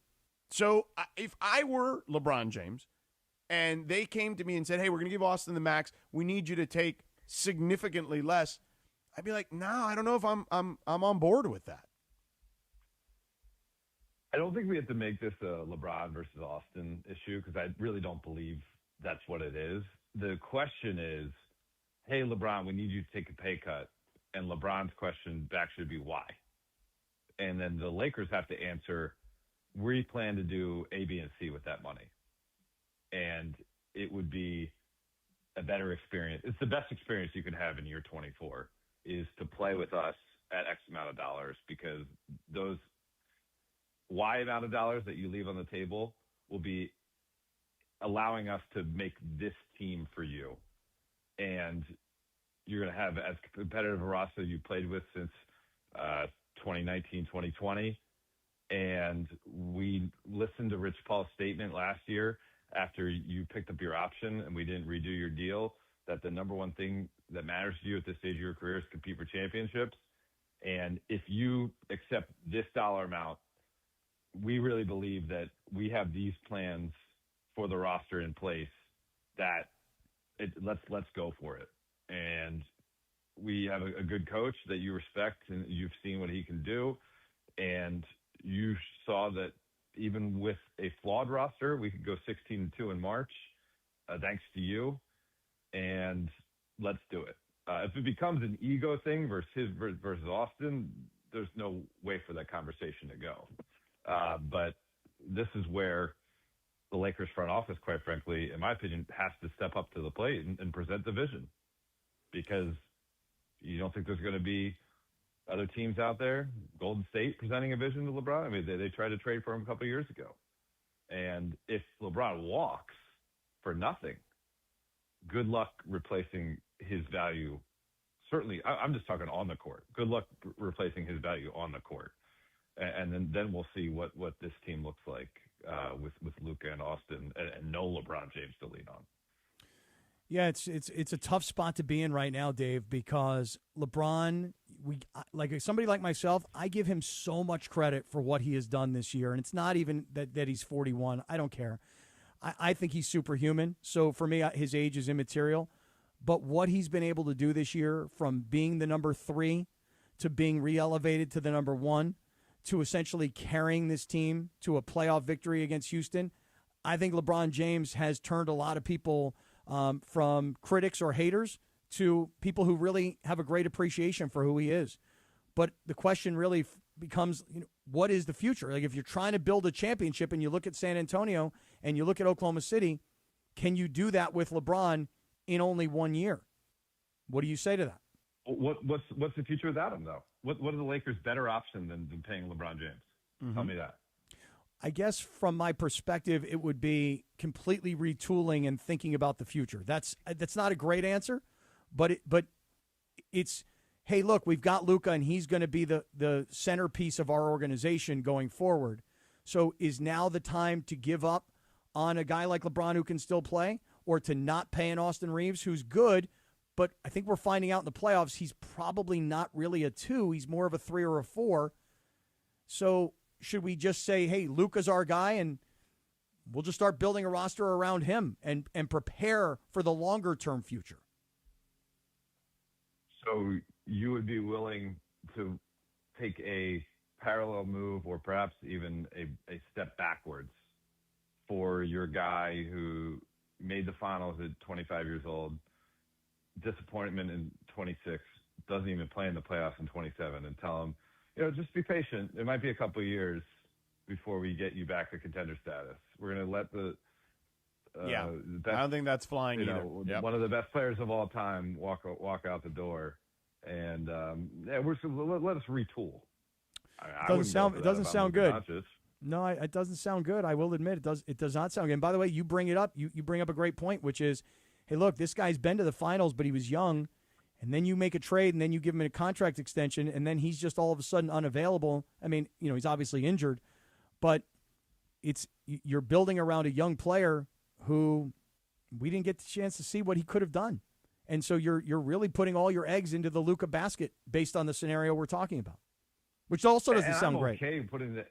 I'm okay putting the eggs in the Luka basket. I just think the Luka basket should involve LeBron James, the guy who's been there for 8 years and again proved all over again what he brings as a professional basketball player in terms of his diligence, his preparation, his high IQ, his ability to play when it matters most in the biggest high leverage moments. All of it continues to do it. What are you about as a franchise if your message to LeBron James after these 8 years is, oh, thanks for your service? Like, what are you? Who are you as the Lakers? It's a good question. If you said to me today, you got to make a choice. The decision is you get to keep LeBron next season or you get to sign Austin Reeves to a long-term deal, but it's one or the other. Make up your mind. I'll take LeBron. I would take LeBron. I think you can do both. I think on both, it's what's the market value and what is the offer that still engenders respect and appreciation. Dave, I'm just going to tell you what I think about Austin Reeves here. And look, he's a great story, okay? He has busted his ass. The kid is really good, okay? Like, he's really good. But really good is not worth a max, in my opinion. And if I were the Lakers, and I don't know if this is insulting to him or not, I mean, he was making $15 million or $14 million or whatever it was this year.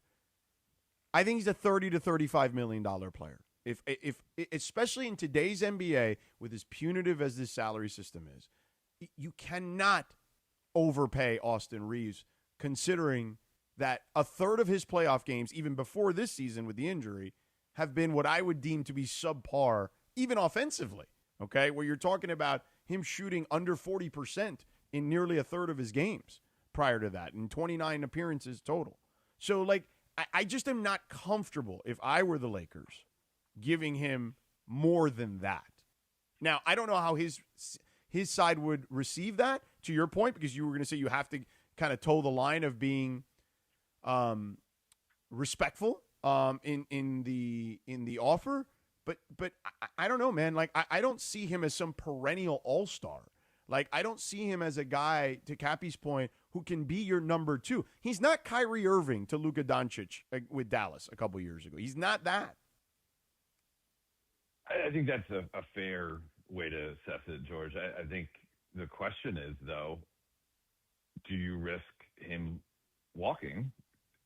Can his agents drum up a legitimate offer from a team like Chicago that could use the service, from a team like Brooklyn that could use the services? And if he wants to go to Chicago and he wants to go to Brooklyn or Utah, well, Utah not anymore because they have Jaren Jackson Jr. now. They're paying him. But, like, if he wants to go there, cool, bro. Like, I can't say that. I'd rather bring back LeBron and figure it out from there. And then what? Throw money at a restricted free agent that you have no guarantee of getting? Tyrese Houston. Is Houston not going to pay him? But Peyton Watson, is Denver not going to pay him? Like, there's no guarantee there. Yeah, I don't know if Denver's going to pay him. Maybe I'm asking for too much here. To like you want it all, but right. Austin Reeves has proven to be malleable. He's played under Frank Vogel. He's played under Darvin Ham. He's played under J.J. Redick. He's played alongside LeBron James, Anthony Davis, Luka Doncic. Mm-hmm. He's had moments offensively where, Kyrie Irving is one of the most talented offensive players of this generation. So that's a tough one to put him on that level, sure. Right. But he's had moments offensively where he can be the point guard, he can be the shooting guard, he can be the spacer as the third guy off the ball. He's a homegrown talent. And, I think he brings a level of competitive fire day in, day out that you need to make regular season games matter. And especially the Lakers need the regular season games matter if they want to charge the the ticket prices that they plan on charging of the new ownership regime. So there's a lot to want about Austin Reeves in your program. Now, if you want to build out and you're going to be offering him a multi-year deal, 4 or 5 year deal, and you hope to be a contender over the duration of those 4 or 5 years, I do agree with you that extra $5 million a year matters a ton when it comes to team building. Because look, they're losing to the defending champs that are the deepest team in the league. And if that extra $5 million a year going to one of your top 3 players could be 2 more roster spots of viable players, that's smart business if you want to build a contender. Yeah, I mean, you nailed it. And that's a point that I've made here. Like, I look at the Lakers, okay, and I look at their roster, and I say to myself, there's at least 2 dead spots, if not more, okay? Like, to me, Maxi Kleba is a dead roster spot, okay? And I know JJ tried to dust him off. Like, I get it. And I understood it, okay, when he said it. And he told us, right? And he did it.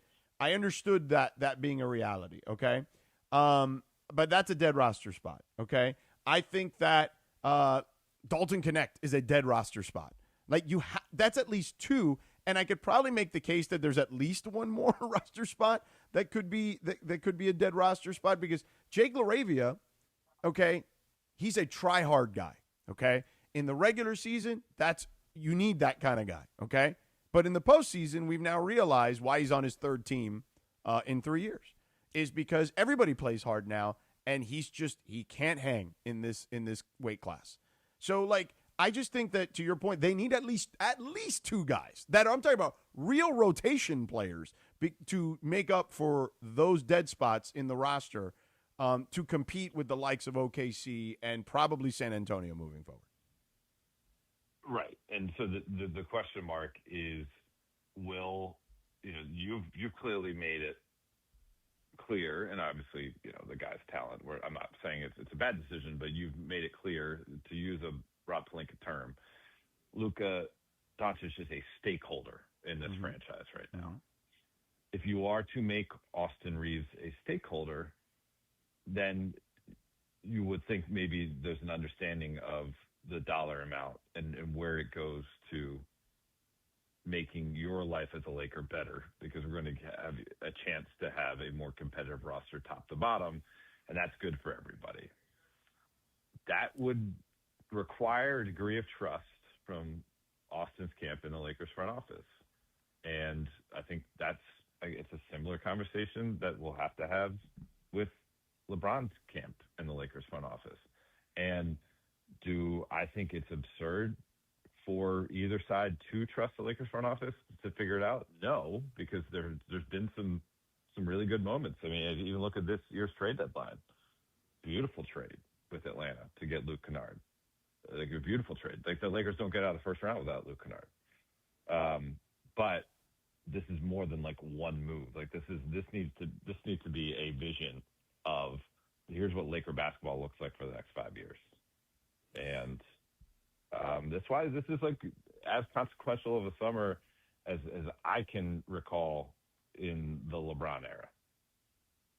You bring up some really compelling points, specifically about Austin Reeves. I think we've been focusing on him being a max player versus the opinion of maybe he's not really deserving of a max contract. But, Dave, to your point, I mean, maybe really the way this conversation goes is, hey, Austin, we brought you here. LeBron raised you. You've gone from being a very low-paid player to a well-paid player, and you've achieved what you have, and you've outplayed your contract. But to go from $14 million to, I'm making up a number here, $50 million, seems really unreasonable and restricts us from doing other things. But if you go from $14 million to $30 million, you're making a hell of a lot more money, and we've got more money to play with. I think that's a very reasonable conversation to be having. And if I had to take a guess, this is just guessing here, I'd rather have the $30 million from the Lakers than the $50 million from Brooklyn if I'm Austin Reeves. So I think you've made a compelling case here today. Well, Cappy, he's been consistent that he wants to retire Laker. And so there is some goodwill there that will, I believe, translate to the dollars, too. It's just there is a line. And again, much the same way the conversation I would imagine would go with LeBron of why would I accept less. Like, what do you plan to do with it? Austin as representative should have the same question mark, because you don't think that, if there's interest from these other teams, that's going to be part of their free agency pitch is we want you here to do this, and we're going to do that with the rest of the roster. Like, that's what happens when a guy's a coveted free agent. And again, George, I agree with you. We can't call him a perennial all-star. He hasn't even made one all-star team. But in terms of being like a competitive player that makes your team better on the court and your locker room better, all those things are there and is ascending in the game. And will he make an all-star game? I think he will. I don't know how many he'll make, but I think he'll be an all-star at some point in his career. And so for all those reasons, you want to continue to be in the Austin Reeves business. But it's not good for anybody if the number he gets or LeBron gets doesn't allow you to have any other maneuverability with the rest of your roster. And basically you trot back the exact same carbon copy roster next year. Right. Because even if Luka was healthy this series against OKC, the Lakers aren't in their class. Right. Right. And if it's all about championships, you got to be able to make this team better beyond just bringing back certain pieces. Well, the Thunder are better this year. I mean, it's crazy to say because we haven't really seen Jalen Williams play all that much. But if certainly when he becomes available, they're better. If there was one thing to nitpick about them last year, you could say secondary ball creation. Well, they've solved that problem. The kid from Santa Barbara is pretty damn good. Mm-hmm. Mm-hmm. Yeah, A.J. Mitchell is he's a stud. And then they also get McCain. And, they also have the MVP, right? Clearly the MVP. And that's another conversation. Like, Laker fans, there's some faction of Laker fans believe that Luka Doncic should have been MVP this year. He wasn't MVP. He was a really, really, really, really, really good player. Yeah. But he wasn't affecting winning the way that guy does too. So like they have these advantages built in. So if you have all these competitive people with very lofty aspirations and they want to do it together, and there's a reason why they'd want to do it together, then I think the front office needs to step up and say this is how we can do it. Because if that vision isn't presented, then why not go for the money if you're Austin Reeves? Yeah. Or why not go to play with the other generational superstar in Steph Curry if you're LeBron James? Mm-hmm. Thing is that again, just going back to Oklahoma City, because this is who we're seeing every night, and we're getting a chance to understand how good they really are. If I were to ask you two guys, how deep are the Lakers right now? How deep can they go? Are they a 6-man team? Are they a 7-man team? Are they an 8-man team? What do you think, Dave? How deep are the Lakers? 6, 7, 8, 9? What do you think? I think they're 8. Now, obviously, I don't really have a leg to stand on when Jake LaRavia plays the first 90 games of the season and is DNP-CD in game 91, but I view Jake LaRavia as more than a try-hard player. He really needs to work on his shot, and he can't be as effective as he should be until he can consistently make the open jump shots that he gets. I love to say, Dave, reasonable people can disagree. So there you go. Nice. Okay, fair enough. That's fair. But Well, I mean, that's but no, that's piece fine. Go ahead. that- No, but I only meant to just interject there. Please continue. No, and that's George, and I respect your opinion on it. And like, geez, I'm talking to Captain Thunder here, and I got to give you your flowers because I was a doubter on the Thunder last year during the regular season, and you kept telling me, I've covered a lot of Thunder games. Like they got something special brewing there, and certainly they do. So I'll take your opinion with more than just a grain of salt on Jake LaRavia. But with Jake, I think you're talking about an 8-man rotation. That's meaning you have Luka Doncic healthy. Right. If you remove Jake and you remove Luka, you're at 6 right now, and you're playing a team that has 13. That's exactly what I was going to go to. And by the way, one of their 13 isn't even playing. So they had wait. That doesn't even count the guys that they have like in the G League stashed away that you have no idea who they are just yet. Yeah. I mean, these guys, they're starting 5, and then they had 5 other guys yesterday play double-digit minutes. So they're bringing guys off the bench for a blow here or there. But generally, Oklahoma City's got to be at least 11 deep. 11. So if they're 11 deep and the Lakers are, call it 6, maybe 7 deep, and that's with Luka, that tells you they've got an entire other team of guys. You have, in today's day and age, different than other eras, and I think I know for me, I think I learned this last year more so than ever, just looking at the finals between Indiana and Oklahoma City. You got to be 10 deep. Don't you have to be 10 deep now, guys? At least? I think you do. And then, but like, okay, you could say you might have two of those guys in your program with more constant development in a Thiero and Bronny James. Okay, that's good because they're both, you have them under cost control contracts, but that's going to need to be, Greg St. Jean and Bo Levesque and whoever else on the Lakers assistant coaching staff spending their summers traveling with these guys and getting them to the next level.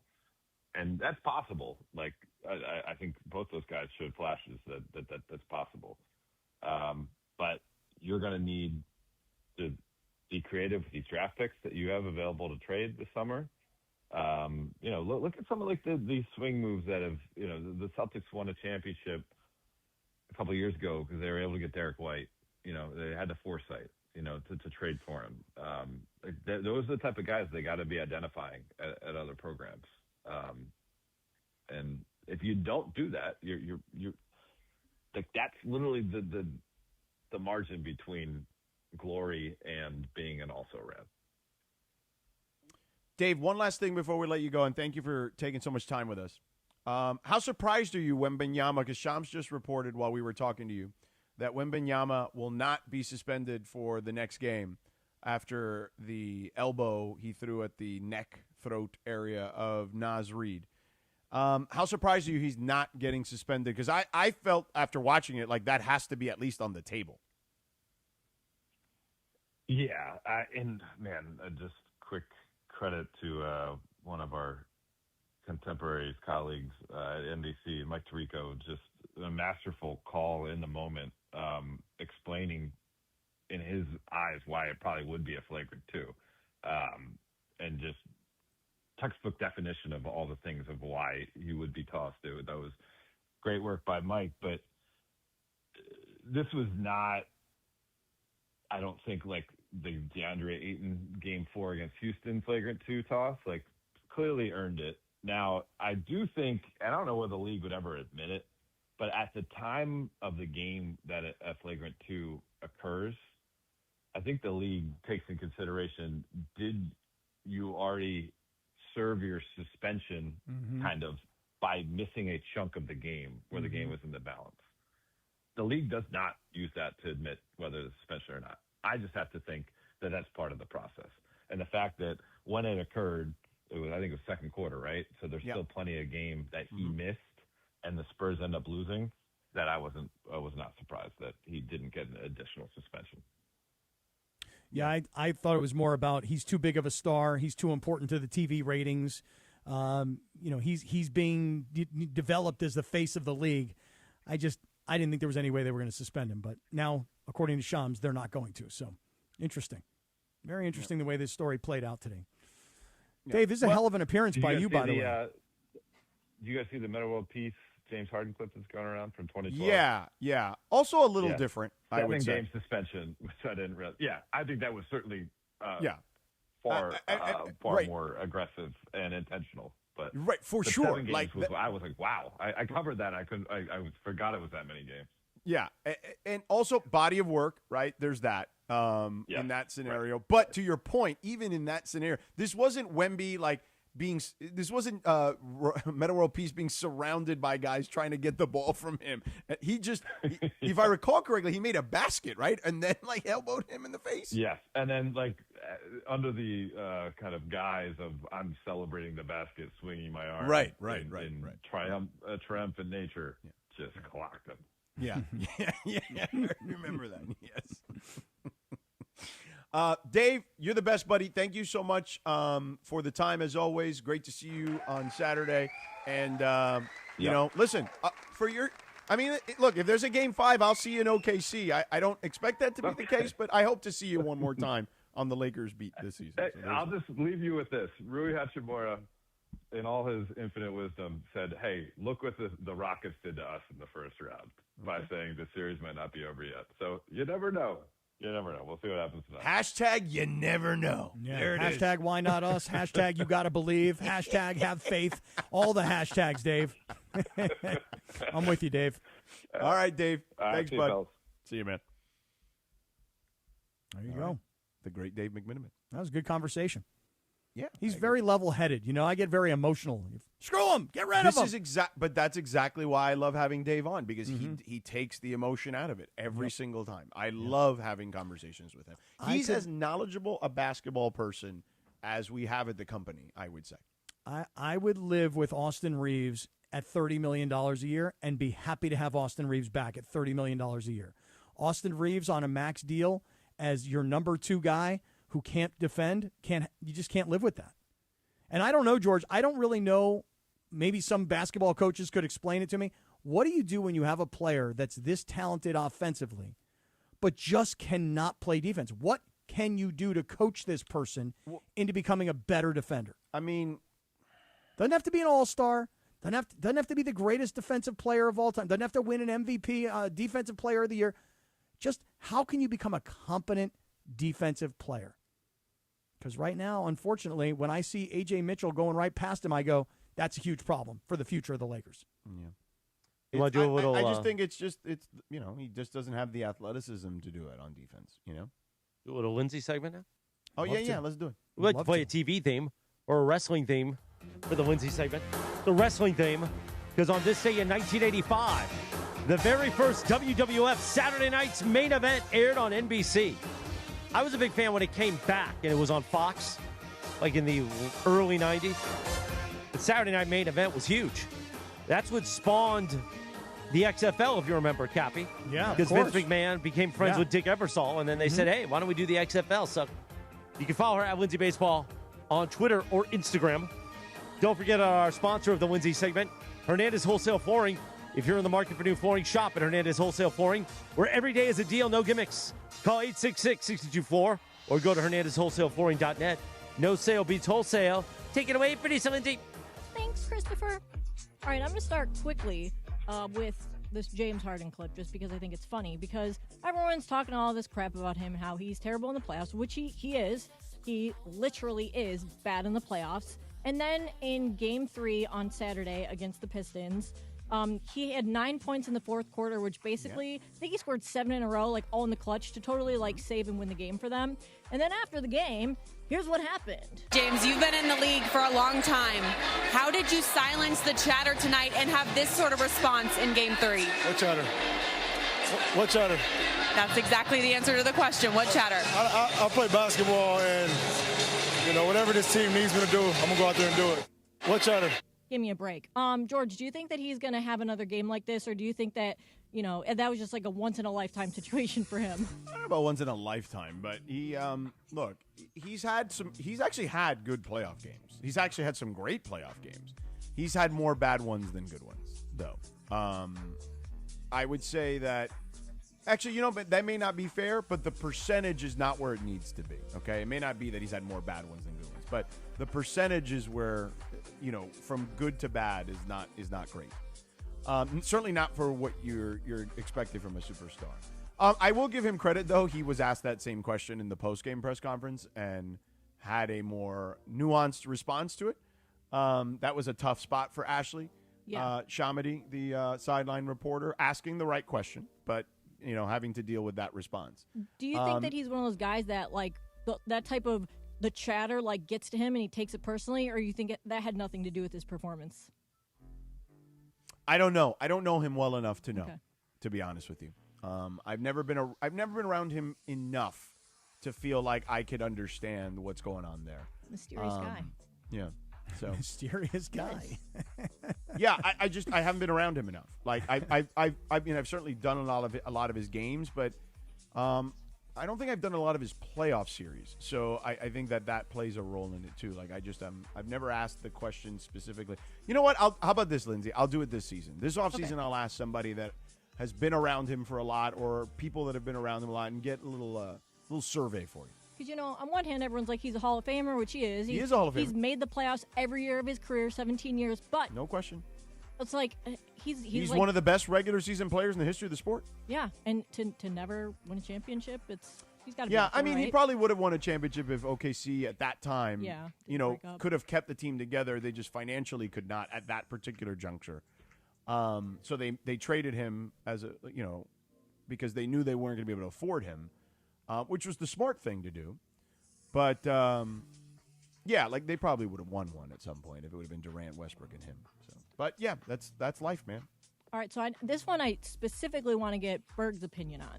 Oh, so interesting. The Brewers inducted Hall of Famer CC Sabathia into their Wall of Honor on Friday. And now fans think it's like one of the craziest, most bizarre honors in baseball, which I'm agreeing with them. So CC only played 17 games for Milwaukee back in 2008 when he was traded there by the Gardos, Cleveland Indians at the time, at the deadline. So then he went on to sign with the Yankees, spent the remaining 11 years of his career with there, won a World Series with them, and, wore their cap into the Baseball Hall of Fame. So here's the other side, though. In those 17 starts that he made with Milwaukee, he went 11-2 with a 1.65 ERA and totally, single-handedly carried the Brewers on his back to their first playoff appearance in 26 years. So do you guys think that that's enough to, earn a spot on a team's Wall of Honor? Bergie, I want you to answer this first. Yeah, if they think it is, then it is. Because what he did, you said it, they didn't get to the postseason for 26 years, and then he came in and completely changed the way that organization goes. And look at them now. Since then, they've been pretty good since then and have gone to NLCS. They've been in the playoffs basically every year, and they've started to make changes to their team to make it good. If that was the impetus to get to where they are now, then yeah, I don't see any issue with it. Yeah, I believe, Lindsay, that is one of those things that's each individual franchise has their own barometer for that. You know what I mean? Like threshold or whatever. And I think that not all franchises are created equal in that sense. So yeah, I think if the particular franchise feels that way, then so be it. I don't like it, Lindsay. I think it's weird. I don't like it. I think that, first of all, I don't remember it. So I don't remember the 17 games and him putting them on their back and leading to the postseason. And if you're a Milwaukee Brewers fan, you probably do. But I just don't probably like it. The only people who do remember it is the Indians fans and then the Brewers fans. Well, but shouldn't they be the ones that only remember it? It's for them anyway. Yeah, it is. That's why. So for an outsider like myself, my opinion doesn't have very much weight. But I'll just make a comparison. I just don't like it when organizations, and this is the problem, when they don't have a history, they'll celebrate anything they can celebrate. So, for example, when you guys think of Steve Garvey, who do you think Steve Garvey played for? Dodgers. Of course he played for the Dodgers. Do you know that his number is retired? The Dodgers. The Padres, yeah. At Petco Park? Yep. Can you imagine? Yeah, he had a couple of years, and he had a couple of big games. He had a big home run in a playoff series against the Cubs in '84 or whatever. But, he's a Dodger. You don't put his number in retirement at Petco Park because he had one or two decent seasons. But when you have organizations like Milwaukee or San Diego, and they don't have Yankees history or Dodger history where they've got a lot of guys that they can celebrate, they celebrate anything they can. Milwaukee, just to give you an example, that's where Trevor Hoffman finished his career. But Trevor Hoffman broke the all-time saves record when he was in San Diego, and yet, even though he finished his career in Milwaukee, and I don't remember it being anything spectacular, they bring him back all the time. Throw out a first pitch, wave. Why? Because he's got Hall of Fame credentials. So that's why they celebrate a guy like CC Sabathia. It's not only because of what he did there, which was short and impactful, but it's because he's got that Hall of Fame credential, even if it's with another team. He did play for us at one point, so we get to celebrate him too. And they had a cool run, right? They did have a cool run, and it's look, I would say this, CC Sabathia's career. You think of him. Go ahead, Lindsay. You're going to think of him with Cleveland, right? Yes, of course. Right. I would say there's a contingent of people that will think of him as a Yankee, right? You know what I'm saying? So he's kind of one of those guys that he's been around enough to a different place, but for them that run matters because they don't have a huge history. and there's only so many times you can celebrate Paul Molitor. You know what I mean? Like, or Robin Really? Yount, or You whoever. can't do more Robin Yount celebrations? No.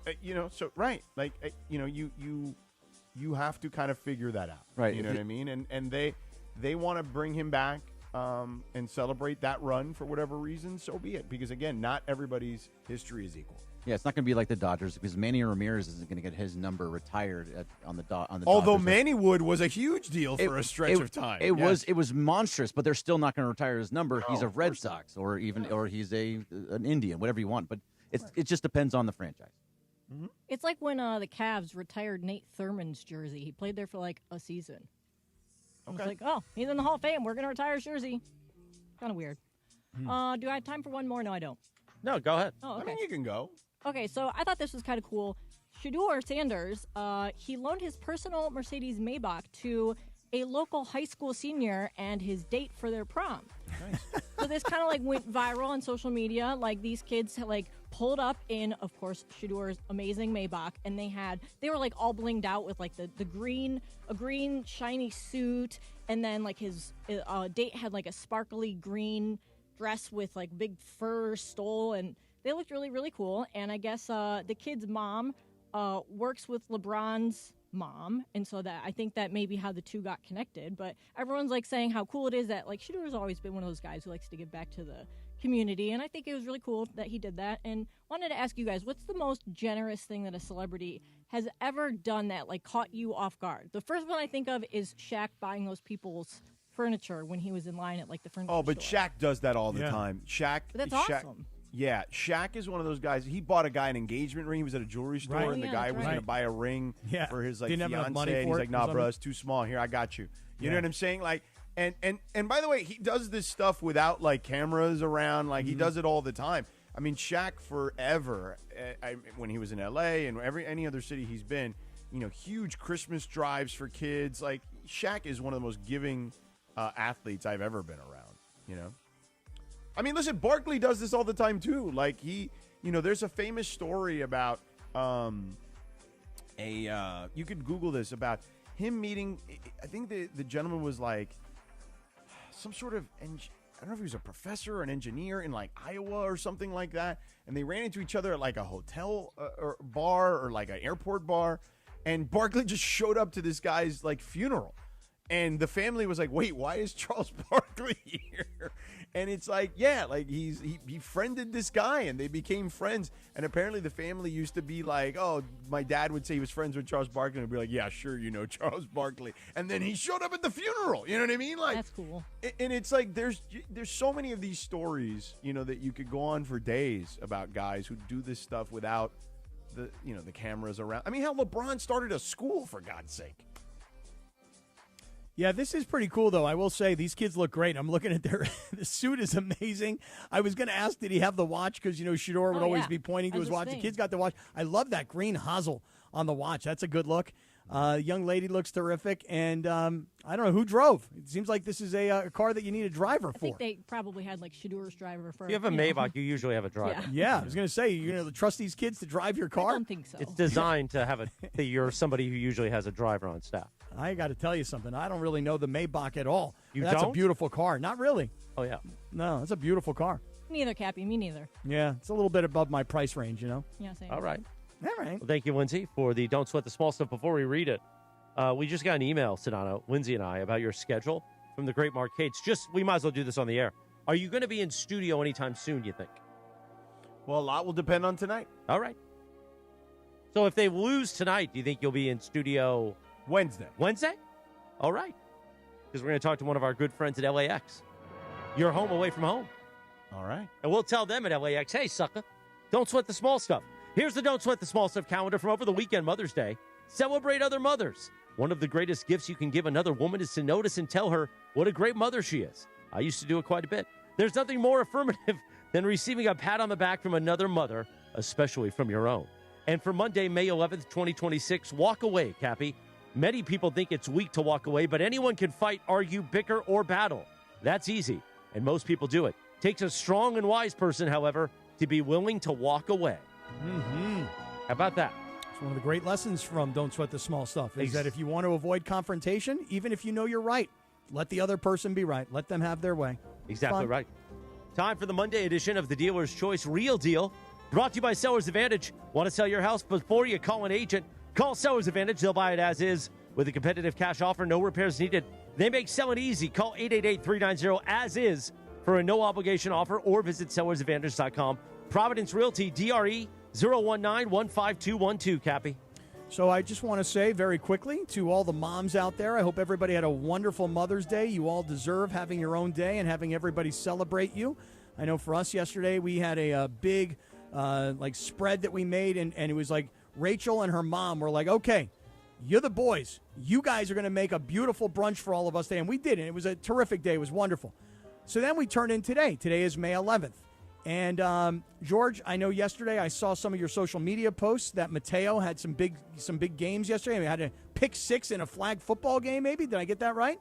Yeah. Fun night, fun game yesterday, yes. Well, here's what I want to say to you. You gotta take your time and you gotta celebrate, because a lot of times you're busy. You're going all around the country with basketball, and your kids playing sports, and you see some stuff, you miss some stuff. And when people tell you it goes in the split second, today my son turns 26. I'm sending a shout out to my son for a happy birthday, 26 years old. It was only like 2 or 3 years ago he kicked that game-winning field goal that had me bawling my eyes out on the air. It was only 6 or so years ago. You're still in high school and you're watching your kids play and they're going off to school. And then all of a sudden, man, it's gone like that. And then they're in their mid-20s and they've got a job and they're still living at home. And, listen, it goes really, really, really Yeah, fast. you have a compound, though, so it's okay. And I just want to screw say, you, Dad. Yeah, We but should not have only- called Justin on the air. That would have been entertaining for us all. It could have been. Hey, Morales, I also- you suck, man. You don't talk enough Padres. No. It'd be like, you guys aren't talking enough NHL.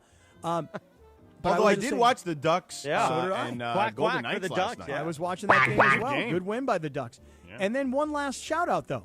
Not only is it my son's 26th birthday today, it's my father's 78th birthday.